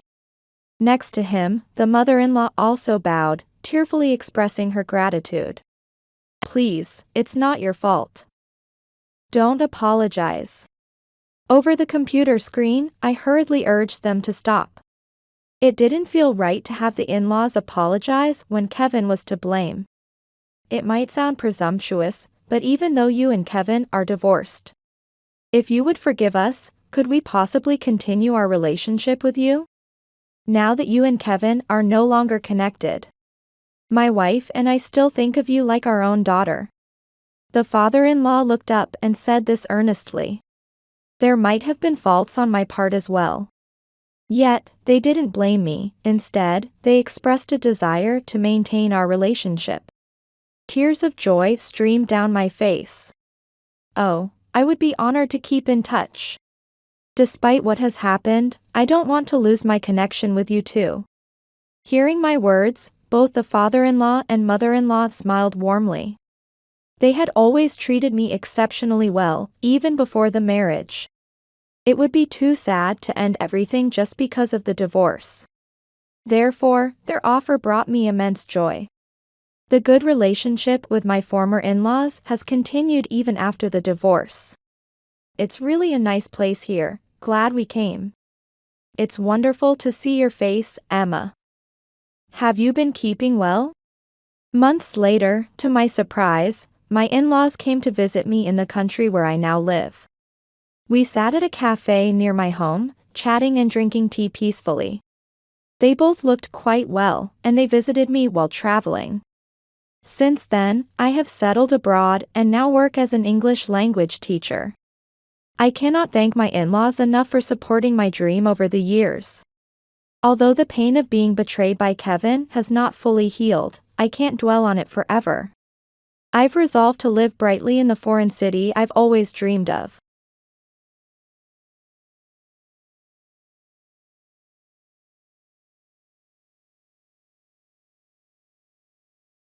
Since you can't even do household chores properly, you might as well just keep working forever. Haha. I couldn't help but get angry at those words. After all, it was Tony who had been against me working in the first place. I couldn't believe his nerve after getting jealous when I became a supervisor and then annoying me when my salary increased. And now he's telling me to just keep working. How dare you? What's up? Got a complaint? If you have a complaint, then just do whatever you please.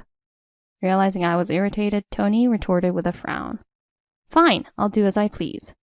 In a tit-for-tat response, I said that and then went to bed in a sulk. I was furious with Tony, but work wasn't going to wait for me. The next day I went to work and immediately requested a meeting with the department head. As I had declared to Tony, I'll do as I please, I decided to take on a project that had been proposed to me earlier. My name is Cindy Gale and I'm 30 years old. About 3 years ago, I married Tony, who is the same age as me. We don't have kids yet, so we are both working hard as dual income couple. In the past, many people thought that once a woman got married, she should stay at home, but those days are gone. Although we work at different companies, we both are employed full-time and help each other with household chores. Generally, Tony handles the laundry and cleaning, while I mainly take care of the meals, trying to serve beautiful dishes to Tony since the beginning of our marriage. At work, too, I strive to perform, and I was recently promoted to a position as a supervisor. With this promotion, both the quantity and quality of my work have increased. However, Tony, who is still a regular employee at his company, failed to understand my situation. Didn't we have this for dinner yesterday? Aren't you being a bit ignorant with dinner lately? Please do it properly. One evening at dinner, Tony said this. Tony hasn't had a promotion yet, and he's still just a regular employee. Perhaps frustrated that his wife, me, received a promotion before him, he didn't celebrate my promotion. Since I became a supervisor, he started nagging every day. Of course, I have less free time than before, but I still manage the household chores we've divided up just as I used to. I understand that his nagging stems from jealousy, which is why I feel I must treat carefully. Sorry, I do the prep in the morning, but I can't help but be late preparing dinner when I get back. So I've been making simple dishes lately. Simple dishes? So you're saying it's okay to eat the same thing every day? That's not what I'm saying. Don't make excuses. After all, you were the one who said you'd handle the meals when we got married, right? The women at my company managed to take care of household chores even while raising children. You always say that. I couldn't say anything back. Of course, there are such people at Tony's company, but it's pointless to compare us to other families. Moreover, the woman Tony always mentions is, I believe, a part-time worker. I don't look down on people with part-time jobs, but being compared in that way feels somewhat off. I'm sorry. Well, I'm being generous, so I'll forgive you. When I apologized, Tony started eating again. I wish he would just eat quietly, but there's nothing I can do about it. When I talked about Tony with a friend, she suggested I think of it as practice for when raising a kid. Indeed, watching Tony sometimes makes me feel like I'm dealing with a child. Complimenting him is my only option. Oh, right. You did the laundry, didn't you? Thank you. Huh? Yeah. It's obvious, isn't it? Without me, the house wouldn't function at all. I swallowed what I wanted to say and praised Tony, who seemed pleased. Indeed, Tony does the household chores as agreed. However, even when doing the laundry, he doesn't look at the labels or use a mesh bag. He just throws everything in, presses one button to wash and dry. Sometimes Tony complains about clothes shrinking or getting pilled. If that counts as properly doing the chores, I wonder how well I'm really doing. But I never expressed dissatisfaction with Tony. Once when I did express dissatisfaction, it led to a huge argument. Then you should quit your job and take care of everything. That's why I said so when we got married. I shouldn't have listened to what you said, Cindy. Tony yelled at me, hurled insults, and then we didn't speak for about 2 weeks. During that time, he didn't do his share of the work, and I had to handle everything. It's better for me to endure some things than to suffer so much emotionally and physically. Indeed, Tony was originally not supportive of my job. When a married woman goes out to work, it never ends well. That's what my sister said. That's why I want you to stay at home. I don't know what Tony's sister meant by that, but if that's what Tony wants, I was prepared to do so. But it turned out that we couldn't live on Tony's salary alone. It wasn't a situation where we could live on ideals alone. So I insisted on continuing to work desperately. My company is a major firm with good pay. If both of us worked, we might have a bit more breathing room. Tony agreed reluctantly, and that's how our current situation came about. Despite being a bit sloppy, Tony does share the household chores. That much is true and helps me a lot. As Tony's birthday approached, I had never given him a lavish celebration since we got married. For his birthday, I had always celebrated with my home-cooked meals. But this year, with my increased salary as a supervisor, I decided to celebrate his birthday with a hotel dinner. When I bought the gift and the day arrived, Tony's eyes widened in surprise as he relished the course meal. This is the first time I've had such delicious food. But are we okay with money? It's a special occasion. It's your birthday. I got a raise since I became a supervisor and we'll cut back a little from now on. So, no more complaints about the simple dishes I make, okay? We joked like that and ended the day. But I did notice Tony's smirk that day. A few days later, he started to ask persistently. Hey, you said your salary went up, right? How much did it increase by?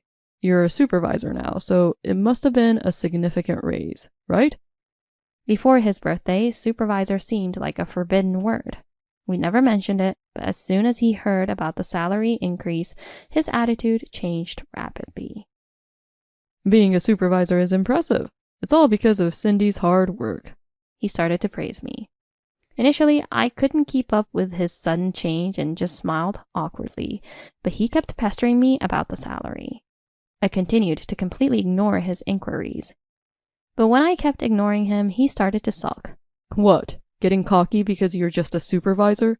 You think you're better than me because I'm just a regular employee at a smaller company, don't you? It was really annoying.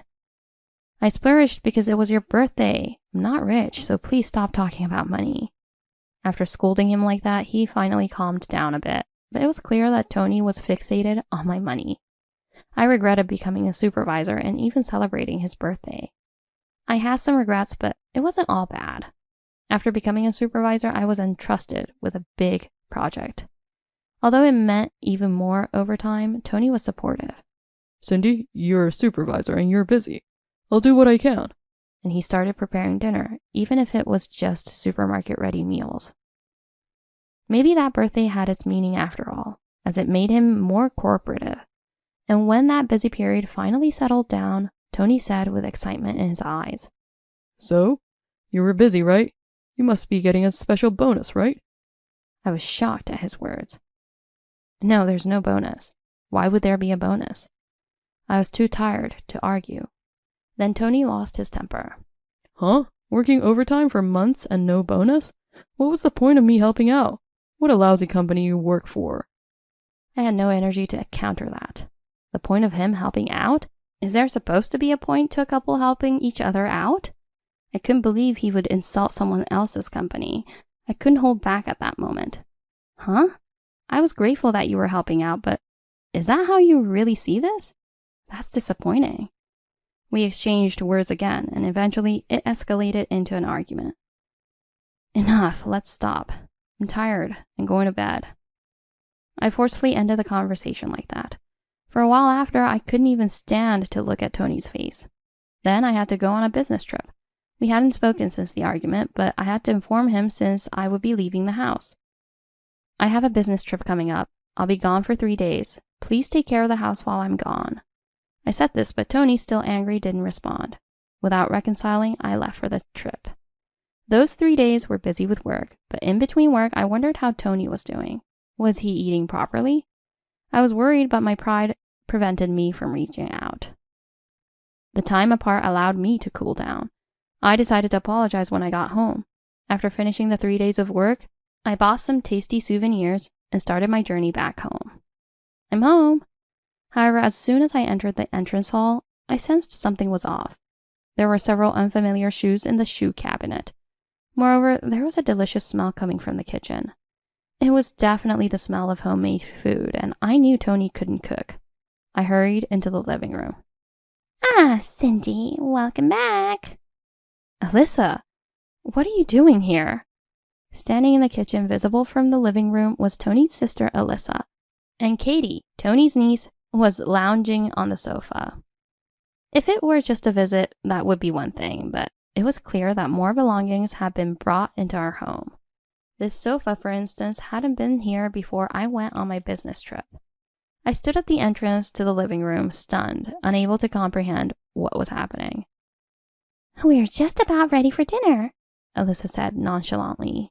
Despite my shock, I walked over to Tony, who was sitting at the dining table, and spoke to him. Tony, what's going on? What do you mean?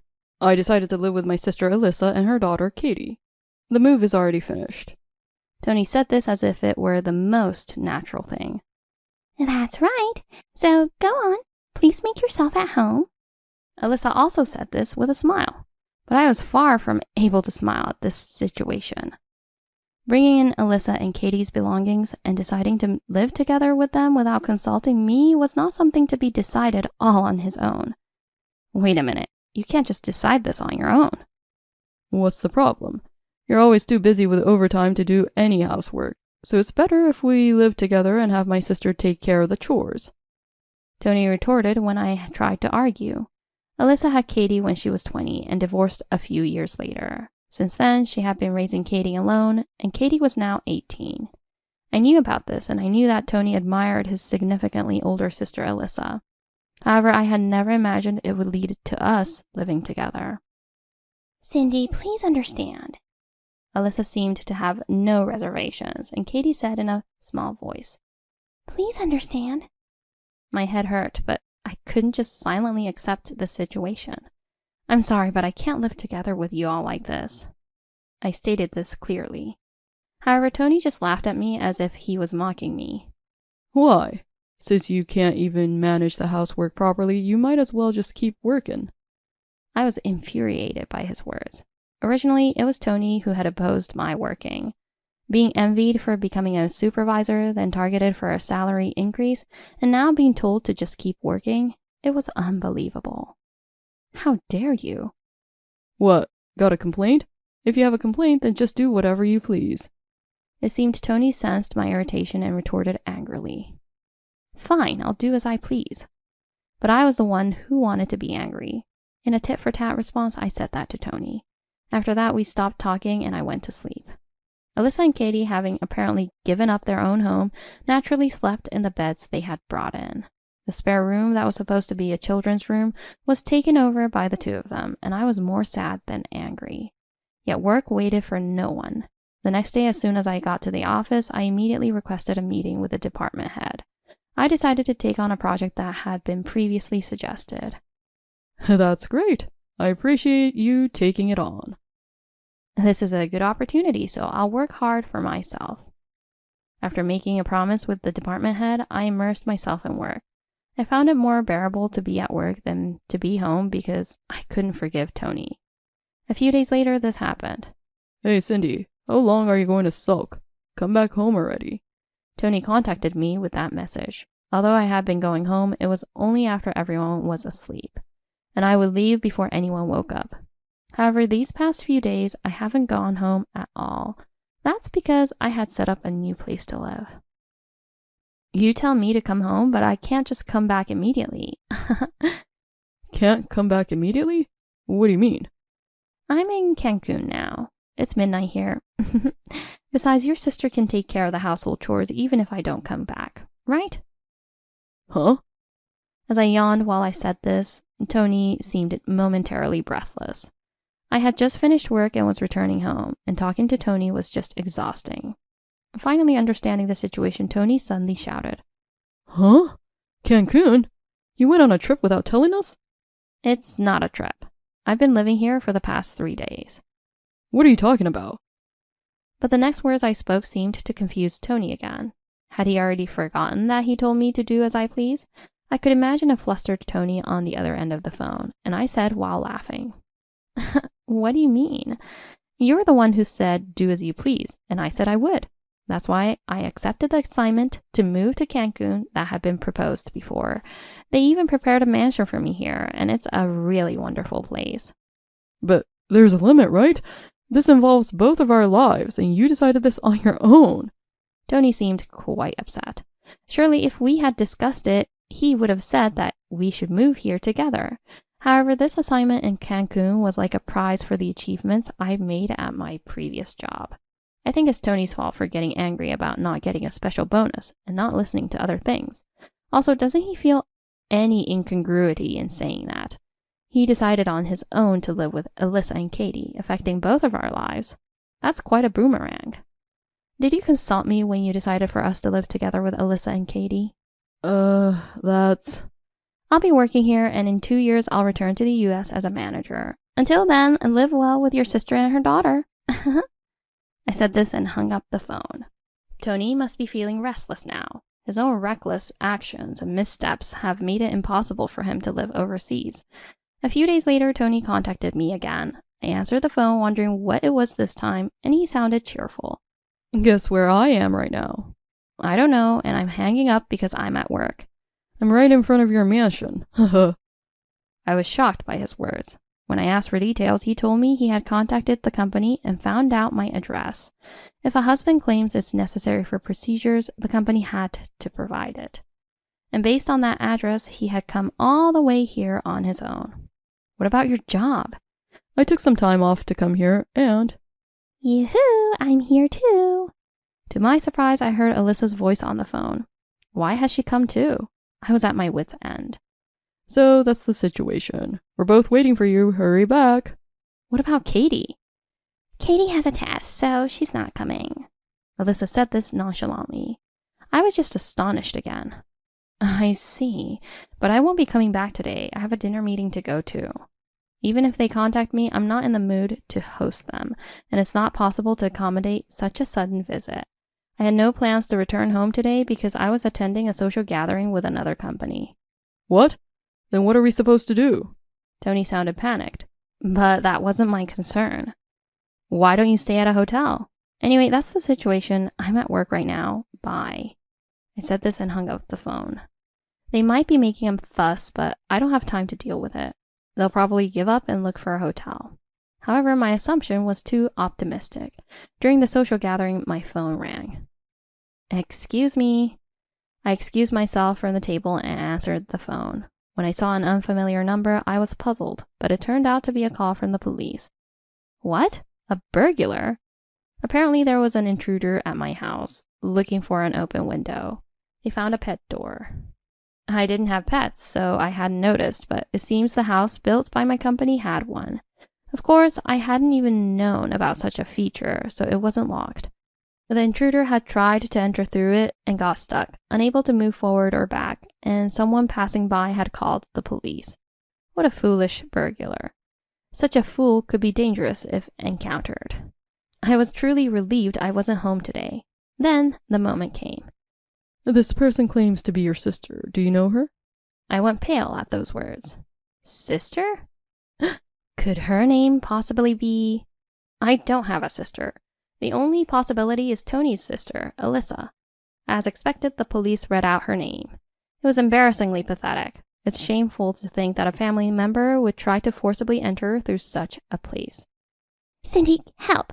Come and get me! I could hear Alyssa's commotion over the phone. What a nuisance. Although I could have gone to pick her up, I told the police. She is indeed my sister-in-law, but I can't forgive her for trying to enter my house without permission.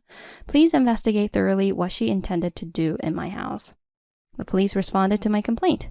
Later, I heard that Alyssa was severely scolded. However, due to her inability to speak Spanish, there was a lot of confusion as they couldn't understand each other. Alyssa, overwhelmed by the uncertainty of her situation and the stress of not being able to communicate, reportedly broke down crying. You shouldn't trouble your sister-in-law anymore. The police officer told her this in broken English, to which Alyssa tearfully repeated, Sí, sí. Being arrested in Cancun might have been a good lesson for her. I decided to let Alyssa truly reflect and did not go to pick her up that day. The next day, thinking she must have reflected enough, I went to get her. Seeing my face, Alyssa broke down in tears of relief. By the way, where was Tony? Tony was probably relaxing in some hotel, a detail I hadn't bothered to think about. It was later revealed that while Alyssa was being detained, Tony was enjoying a meal alone. Believing Alyssa's claim that she would bring money from my house, Tony indulged in eating and drinking at a restaurant first. He didn't know Alyssa got stuck in the pet door and was arrested. Instead, he passed out drunk in the restaurant. The restaurant, troubled by his unresponsiveness, called the police, and when Tony woke up, he found himself in an unfamiliar police station. However, since my house and the restaurant were in different jurisdictions, Tony was taken to a different police station than Alyssa. My wallet's gone. And my passport. Where's my phone? Unfortunately, while he took a nap, his bag was stolen and he lost his wallet, passport, and phone. Like Alyssa, Tony, who doesn't speak Spanish, was arrested for not paying his bill and was unable to seek help, ending up under police care. This was only discovered after Alyssa was released. Where's Tony?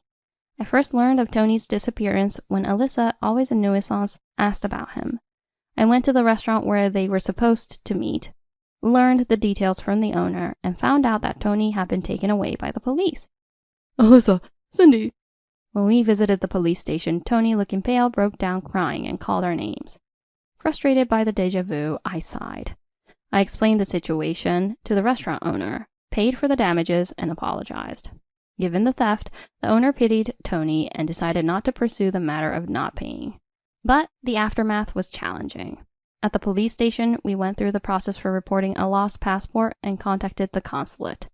I couldn't focus on work because of Alyssa and Tony's issues. When my irritation was about to explode, Tony said, Oh, I thought it was the end for me, but I'm glad it all worked out. Yeah, thank goodness it's all good now. Let's go back to Cindy's house for now. Their carefree words finally made me snap. Nothing about this is good for me. How can you say that after causing so much trouble for others? Well, yeah, I admit that was bad, but... Go back to your own home, and don't ever come here again. Both were silenced by my stern voice. But... I'll prepare the divorce papers this weekend. Divorce papers? Tony shouted, and Alyssa next to him looked shocked as she glanced back and forth between Tony and me. There's no benefit to me in staying married to you, Tony, and your sister moved in without letting me know. You can't even speak Spanish, yet you goof around in Cancun and get arrested, disrupting my work. Ugh. It seemed they finally understood the gravity of their actions as they hung their heads in shame. The sight of two adults scolded by a woman might have been amusing to passers-by who laughed as they watched. But my anger was far from subsiding. So I'm getting a divorce from you, Tony. No objections. Got it? Ugh.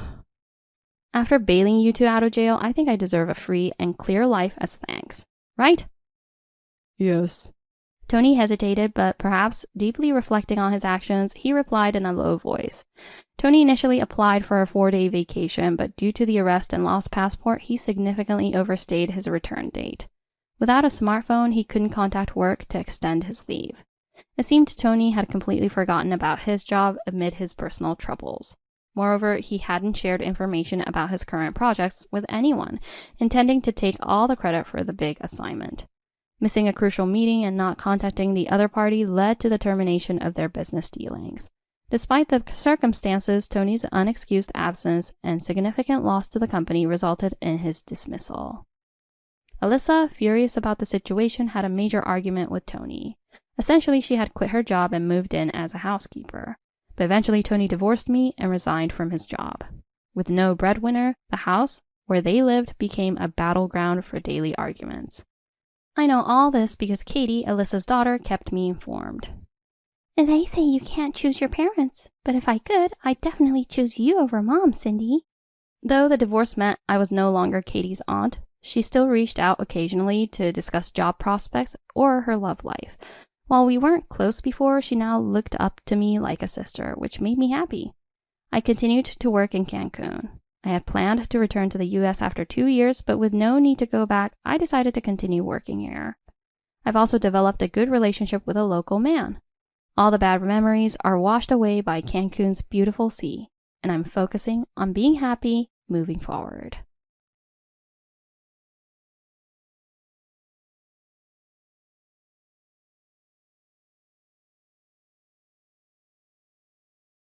Stop doing this. Huh? You have no right to say that. The husband boldly entered my home office, disrupting the space whether I was working or not. Why does it turn out like this? Are you serious right now? The husband's face was stern. Even as I worked from home, he criticized me as if I were merely playing around. And he wasn't the only one. It's useless talking to a woman like that. Ah. That's right. I didn't realize we had such a useless woman here. Even bugs are more useful, aren't they? Mom, that's disrespectful to the bugs. Sorry, I just couldn't hold back. Enduring such days became routine. My opinions were ignored, and my daily frustrations were freely vented upon me. Then, one day, as usual, I was in an important meeting at home when suddenly my husband entered the room. However, I did not notice him as I was wearing headphones. Brace yourself. You're unnecessary in this house, just a parasite. I'm in a meeting right now. The mother-in-law who entered later also began to scold. I was turning back to my computer to turn off the camera when the colleagues in the meeting screamed, "Run!" I turned around in shock. My husband held a bucket over his head and then dumped its contents on me. At that moment, everything felt like it was in slow motion. I felt an intense heat envelop my entire body. Ah! The contents of the bucket were boiling water. Need to disinfect you more. That's still not enough. Realizing the danger, I tried to head to the bathroom. However, my husband grabbed my arm, preventing me from escaping. Where do you think you're going? He pulled me by the arm, dragging me out of the room and into the living room, where the mother-in-law poured more boiling water on me. How about that? Did it disinfect a bit? I wonder. It's quite a big bug after all. Someone like you, a NET, should get out of this house. My fists clenched, I stood up. Perhaps filled with anger, I no longer felt the heat from the boiling water. Of course, that's my plan. I said that to the two of them. Someone like you, a trash, wouldn't survive out there. At that point, I smirked. What are you laughing at? She must have gone crazy. I then revealed my true self to them. You're saying you're the CEO of a company with a revenue of 20 million per year. Don't be absurd. I knew it, she's lost her mind. You don't have to believe me, but you're the ones who will regret it. For such a day, I had made various preparations. I went to my workroom and returned with the divorce papers. Here. The divorce papers. Is this okay? Are you serious? You were the ones who said it first. Ignoring the howling of the two, I left the house. A month later, my husband and mother-in-law came to visit me. This too was part of my plan. I am Courtney Williams, working at a company I started with friends during university. I studied economics in university. But we decided to do something fun and launched an e-commerce site. We handled various products, nearly identical to some major companies. To avoid being overshadowed, we decided to promote a unique concept. What's up, Sarah? Sarah was one of the original members. I've got an idea. What if we focus on products that seem like they wouldn't sell? Huh? Since it's a unique opportunity, let's go for it. I've already got approval from the other members. Looking at the product lineup Sarah suggested, they indeed seemed unlikely to sell. However, they were interesting due to their designs and low prices, and I felt they might just work. That actually might be interesting. Right? Shall we try it? At that time, we were doing this as a play until graduation. Therefore, some members had already secured jobs elsewhere. However, our e-commerce site gradually began to get noticed online. And before we knew it, it was generating significant profit. Especially since I had no job lined up, I decided to continue managing it. By the way, what will you do, Sarah?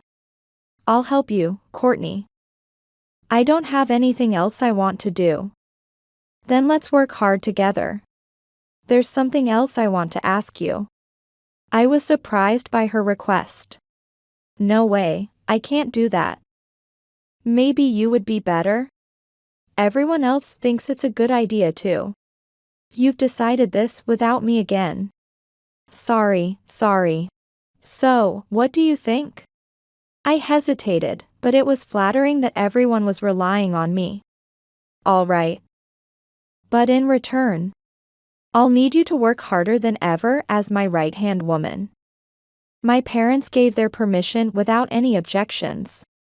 When I told them I would continue as the CEO without seeking employment. Profits continued to rise steadily, and by the time I was 27, the company went public. It was around this time that I met Michael. The chance encounter occurred at a favorite general store. Michael was the owner, a position that had been in his family for generations. It's really cute. Thank you for always coming. Please take your time and look around. Sure. The cozy atmosphere of the shop and its assortment of products, not only from USA but also from abroad, were highly rated by me. I continued to visit regularly. As I visited frequently, we started to have various conversations. Originally, Michael seemed to have been a salaryman. However, his father's death put the survival of the shop in jeopardy. Weren't you anxious? Of course I was anxious. But I grew up here. My mom has a bad back, and I was the only one left. I see. That said, the sales are tough. Then Michael shared a startling topic. Besides, it's a boring story, but when I took over the shop, a person I thought was a friend almost tricked me. Really? Yeah. He was a real estate company president. If I had gone along with his plan, he would have taken the shop too. Despite his laughter, I could feel he had gone through considerable hardships. Because of that, I feel a dislike whenever I hear the title of president.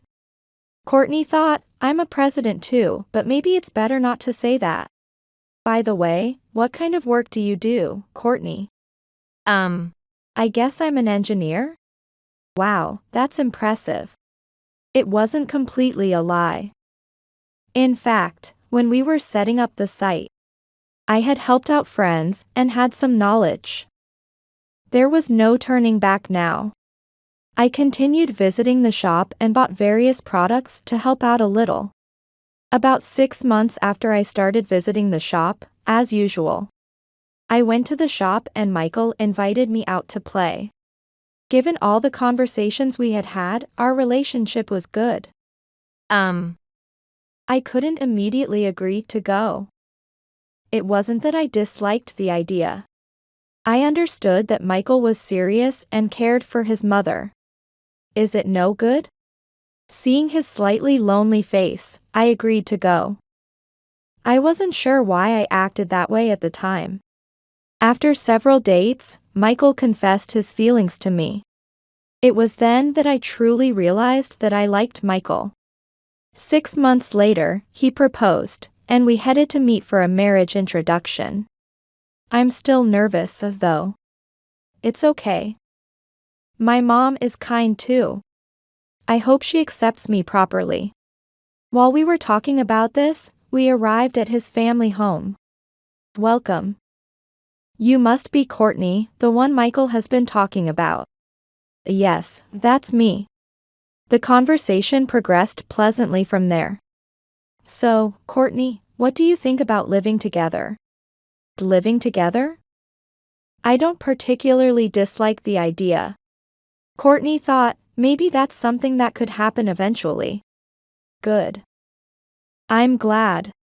The broad smile on the mother-in-law's face at that moment remained in my mind for a while.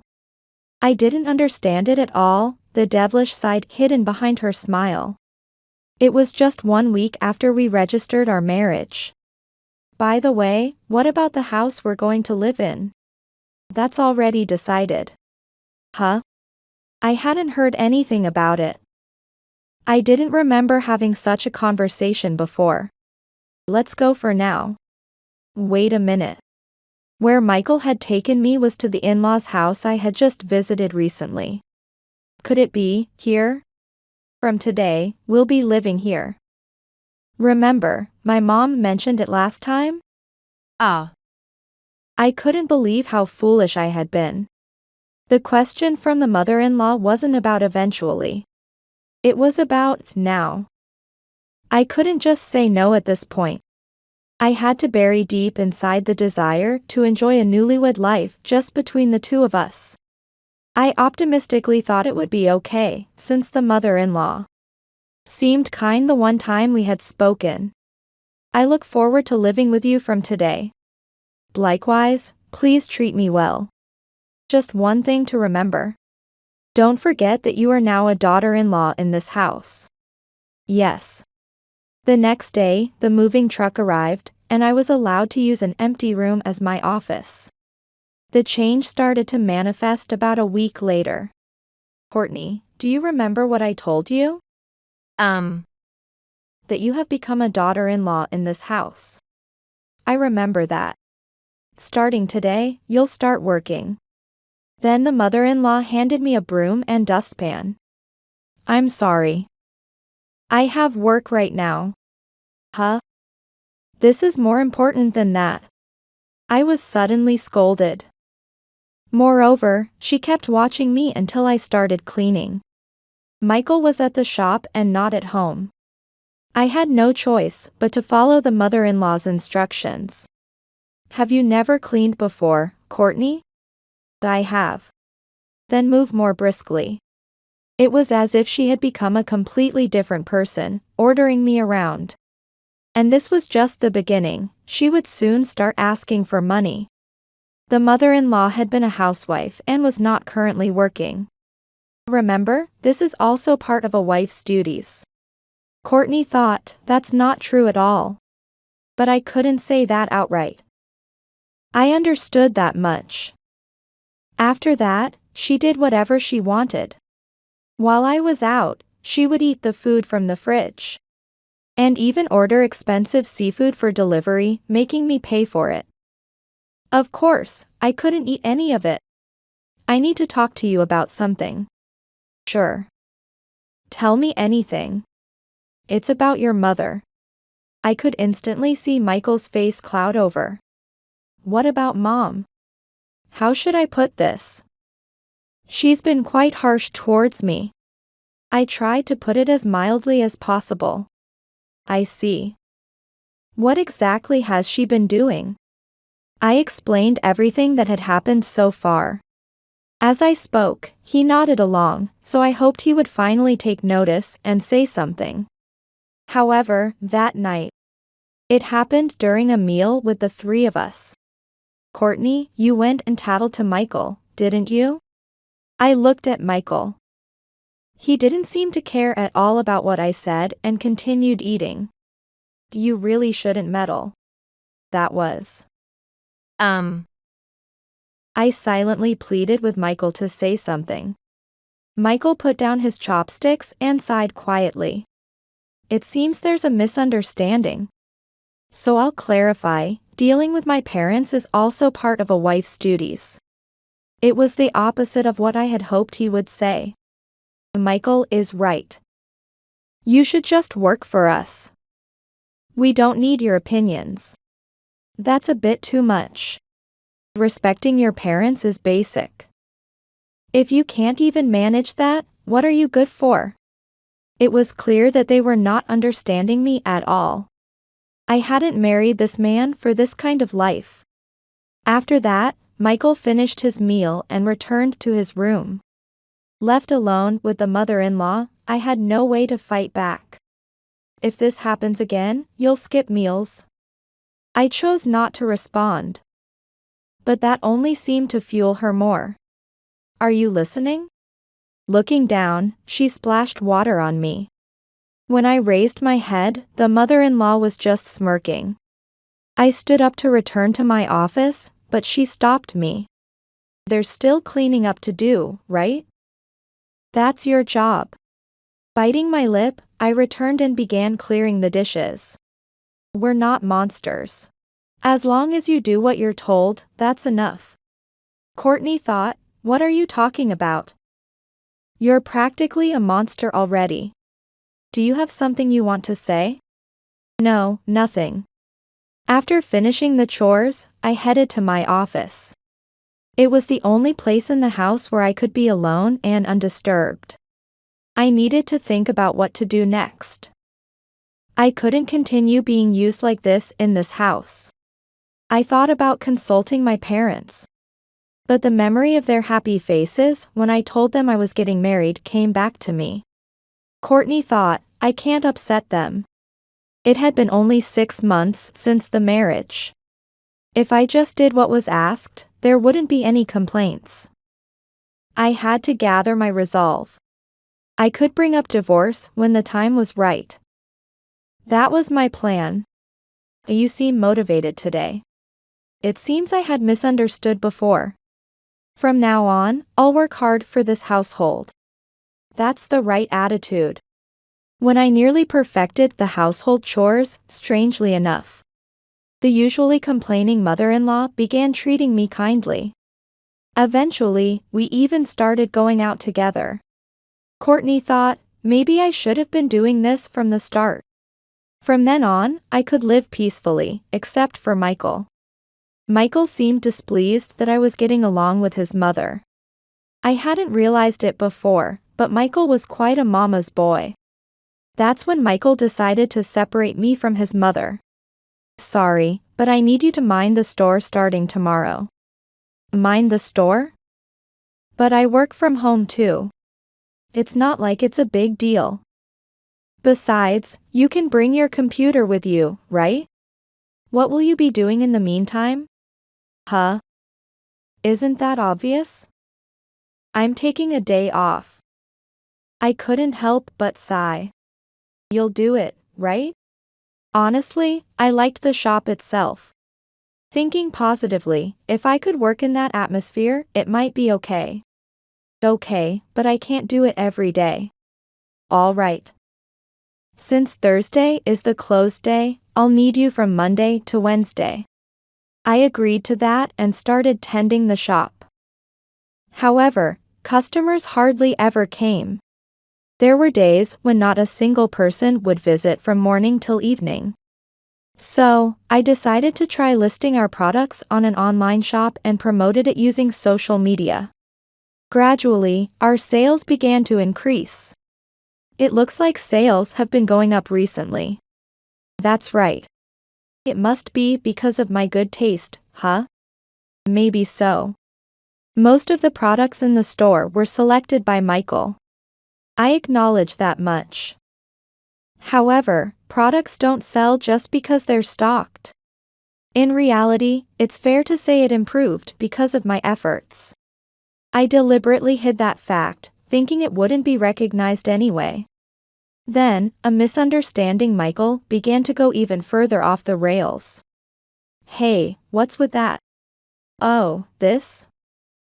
I've wanted it for a while, so I bought it. Cool, right? Michael had bought a luxury car without consulting anyone. Without consulting anyone? While we were arguing, the mother-in-law returned from shopping. What are you two doing?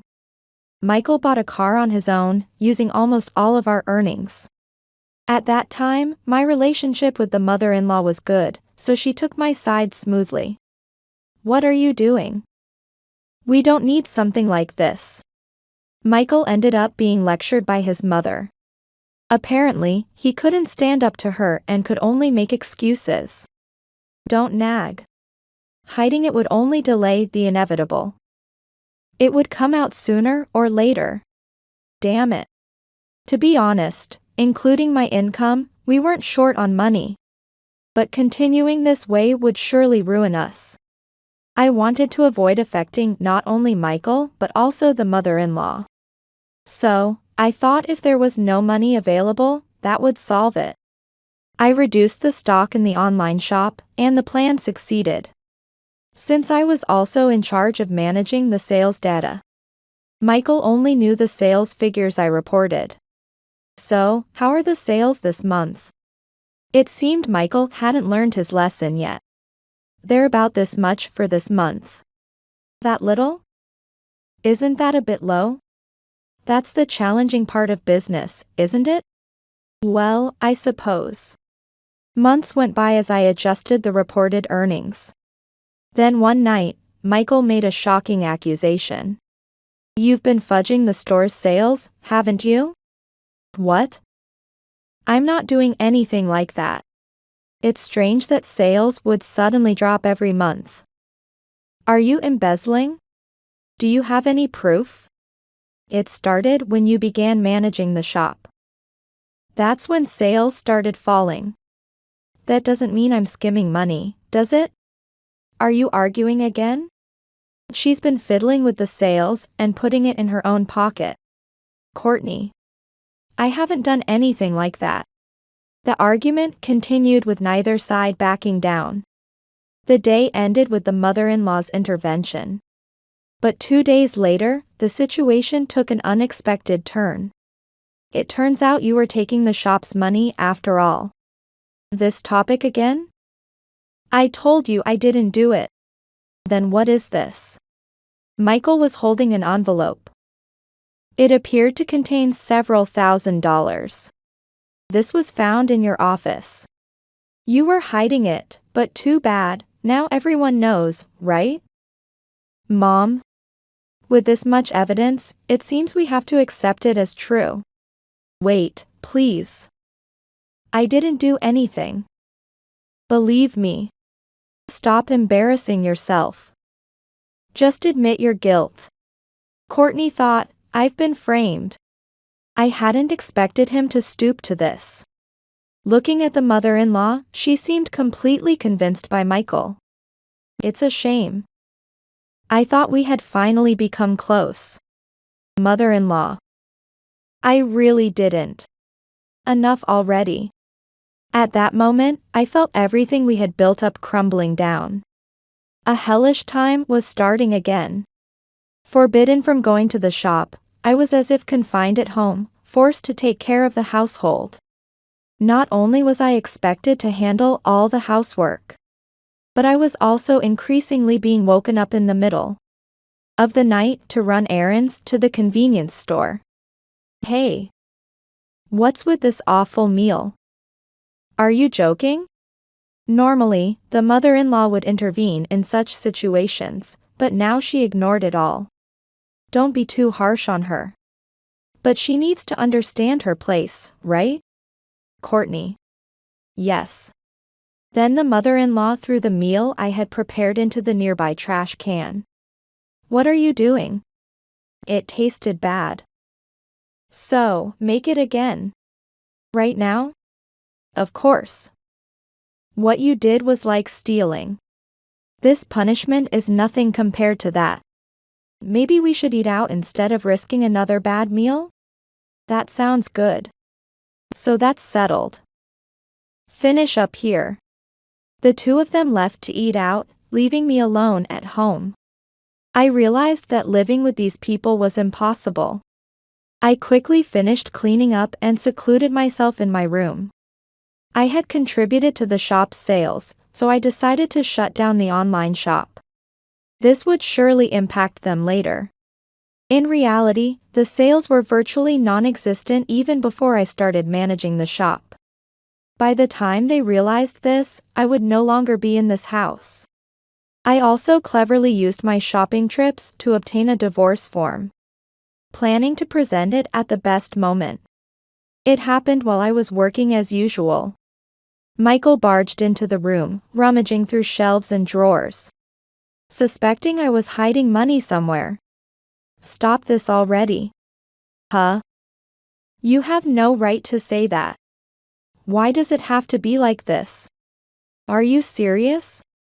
Michael's face was earnest.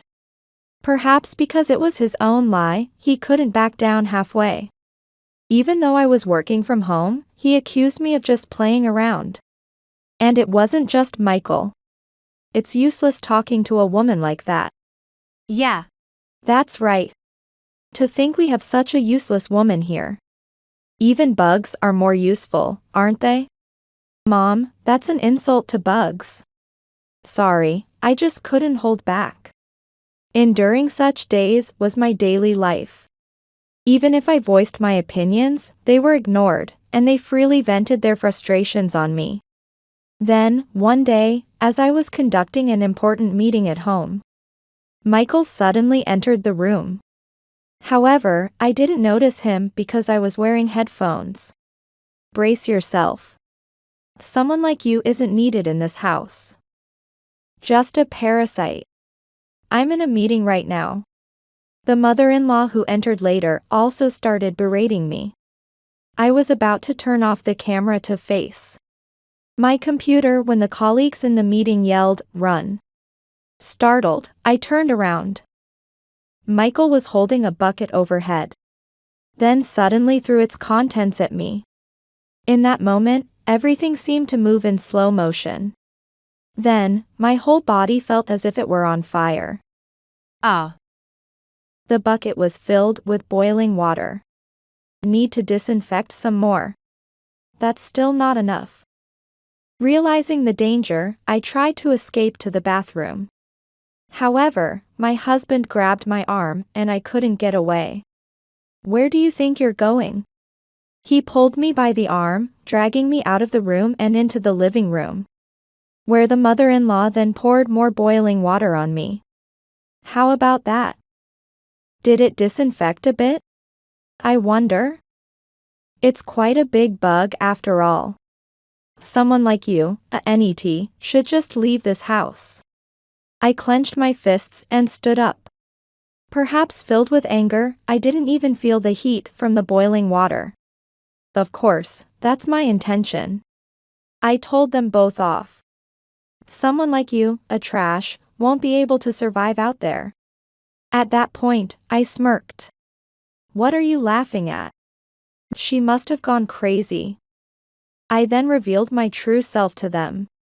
You're saying you're the CEO of a company with a revenue of 20 million per year. Don't make me laugh. She must have lost her mind. You don't have to believe me, but you're the ones who will regret it. For such a day, I had made various preparations. I went to my office room and returned with the divorce papers. Here. The divorce papers. Is this okay? Are you serious? You were the ones who said it first.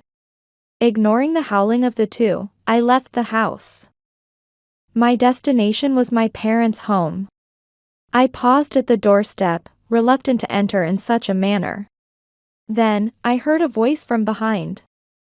Turning around, there stood my mother. Kanami? What's wrong? Mom. Sensing something was amiss from my demeanor, my mother kindly ushered me inside. How is it? Tasty, right? Yes. Your coffee is always the best. So, what brings you here at this hour? Well, I explained everything that had happened to my mother. Normally gentle, she was furious this time. What is that? That's unbelievable. But I've made various preparations for this. Really? Yeah. We waited for my father to come home. And I recounted everything that had happened to him as well. My father wanted to confront them immediately, but I stopped him. Why stop me? My precious daughter has been treated so terribly. Calm down a bit. They'll come looking for us eventually. What do you mean? Just wait and see. It'll be worth it. That night, I received a call from Sarah. Are you okay? It was chaos after you left. Sorry, things got even more complicated afterward. Are you okay now? For now, yes. I've come back to my parents' house. About today. I'm sorry. It was during an important meeting. At this point, I remembered something crucial. Sarah. We always record the meetings for documentation, right? Yes, like always today. Oh. Are you thinking what I think you are? Did you catch on? Yes. Can you send that to me later? Okay. Unexpectedly, I had obtained the strongest evidence. That night, I slept soundly for the first time in a long while. A month later, Michael and his mother came looking for me. Please help us. I've been waiting for this. What? You're out of money and in trouble, aren't you? You're the CEO, right? We're still married. We'll have to give up the shop if things continue like this. That's none of my concern. About that divorce paper you gave me. Oh, did you bring it with you? Michael pulled a folded divorce paper from his pocket. Can you hand it over quickly? This means nothing. Saying so, he tore it up. Courtney thought, that's meaningless to you only. See? Just give up and come back. Let's live together again. Talk in your sleep, why don't you? I had one more card up my sleeve to drop them further into despair. Just come back without any fuss. That's impossible. You'll understand once you see this. I showed them the video of the meeting, which clearly captured them pouring boiling water on me. You see now? When did you even? You'll never understand, will you? What? This is solid evidence of domestic violence. And I was about to go to the police. Shall we go together? Michael? What do we do? Wait a moment. I'm thinking. They seemed on the verge of arguing among themselves when my father came out. Courtney. Dad. I thought I'd say a word. I need to pay back for how they treated my daughter. Seeing my father, Michael and his mother were visibly shaken. Perhaps we should just give up. I can't back down here. You should listen to your mother. Now, what shall we do with these two? Father was more than ready to take action. It's a hassle, maybe I should just call the police. I pulled out my phone. Seeing this, the two of them fled the scene, though there was really nowhere for them to run. Stupid, running as if there's somewhere to go. There was still more to come. If you had stepped in, Dad, we would have needed the police for a different reason. My father and I shared a laugh. Now, it was time to finish this. First, I went to the police with the evidence. They began an investigation based on the video. Furthermore, I headed to a law firm to proceed with the divorce. Sarah, thanks for last time. You really helped me out. I just did what needed to be done. Courtney is not only a precious friend but also the president of our company. Is that latter the real reason? Who knows? Afterward, my divorce with Michael was finalized.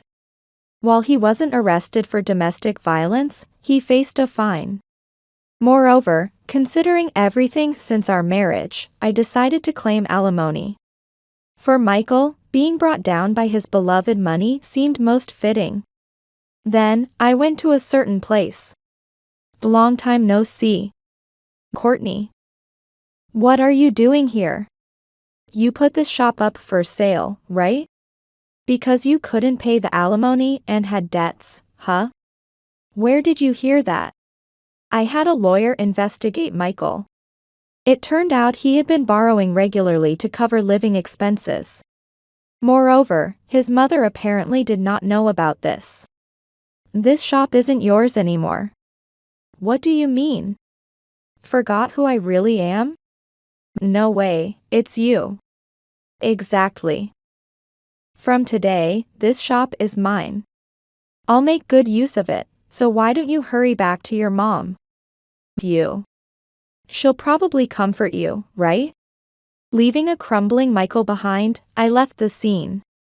After that, I renovated the shop I had purchased, breathing new life into it as a new business.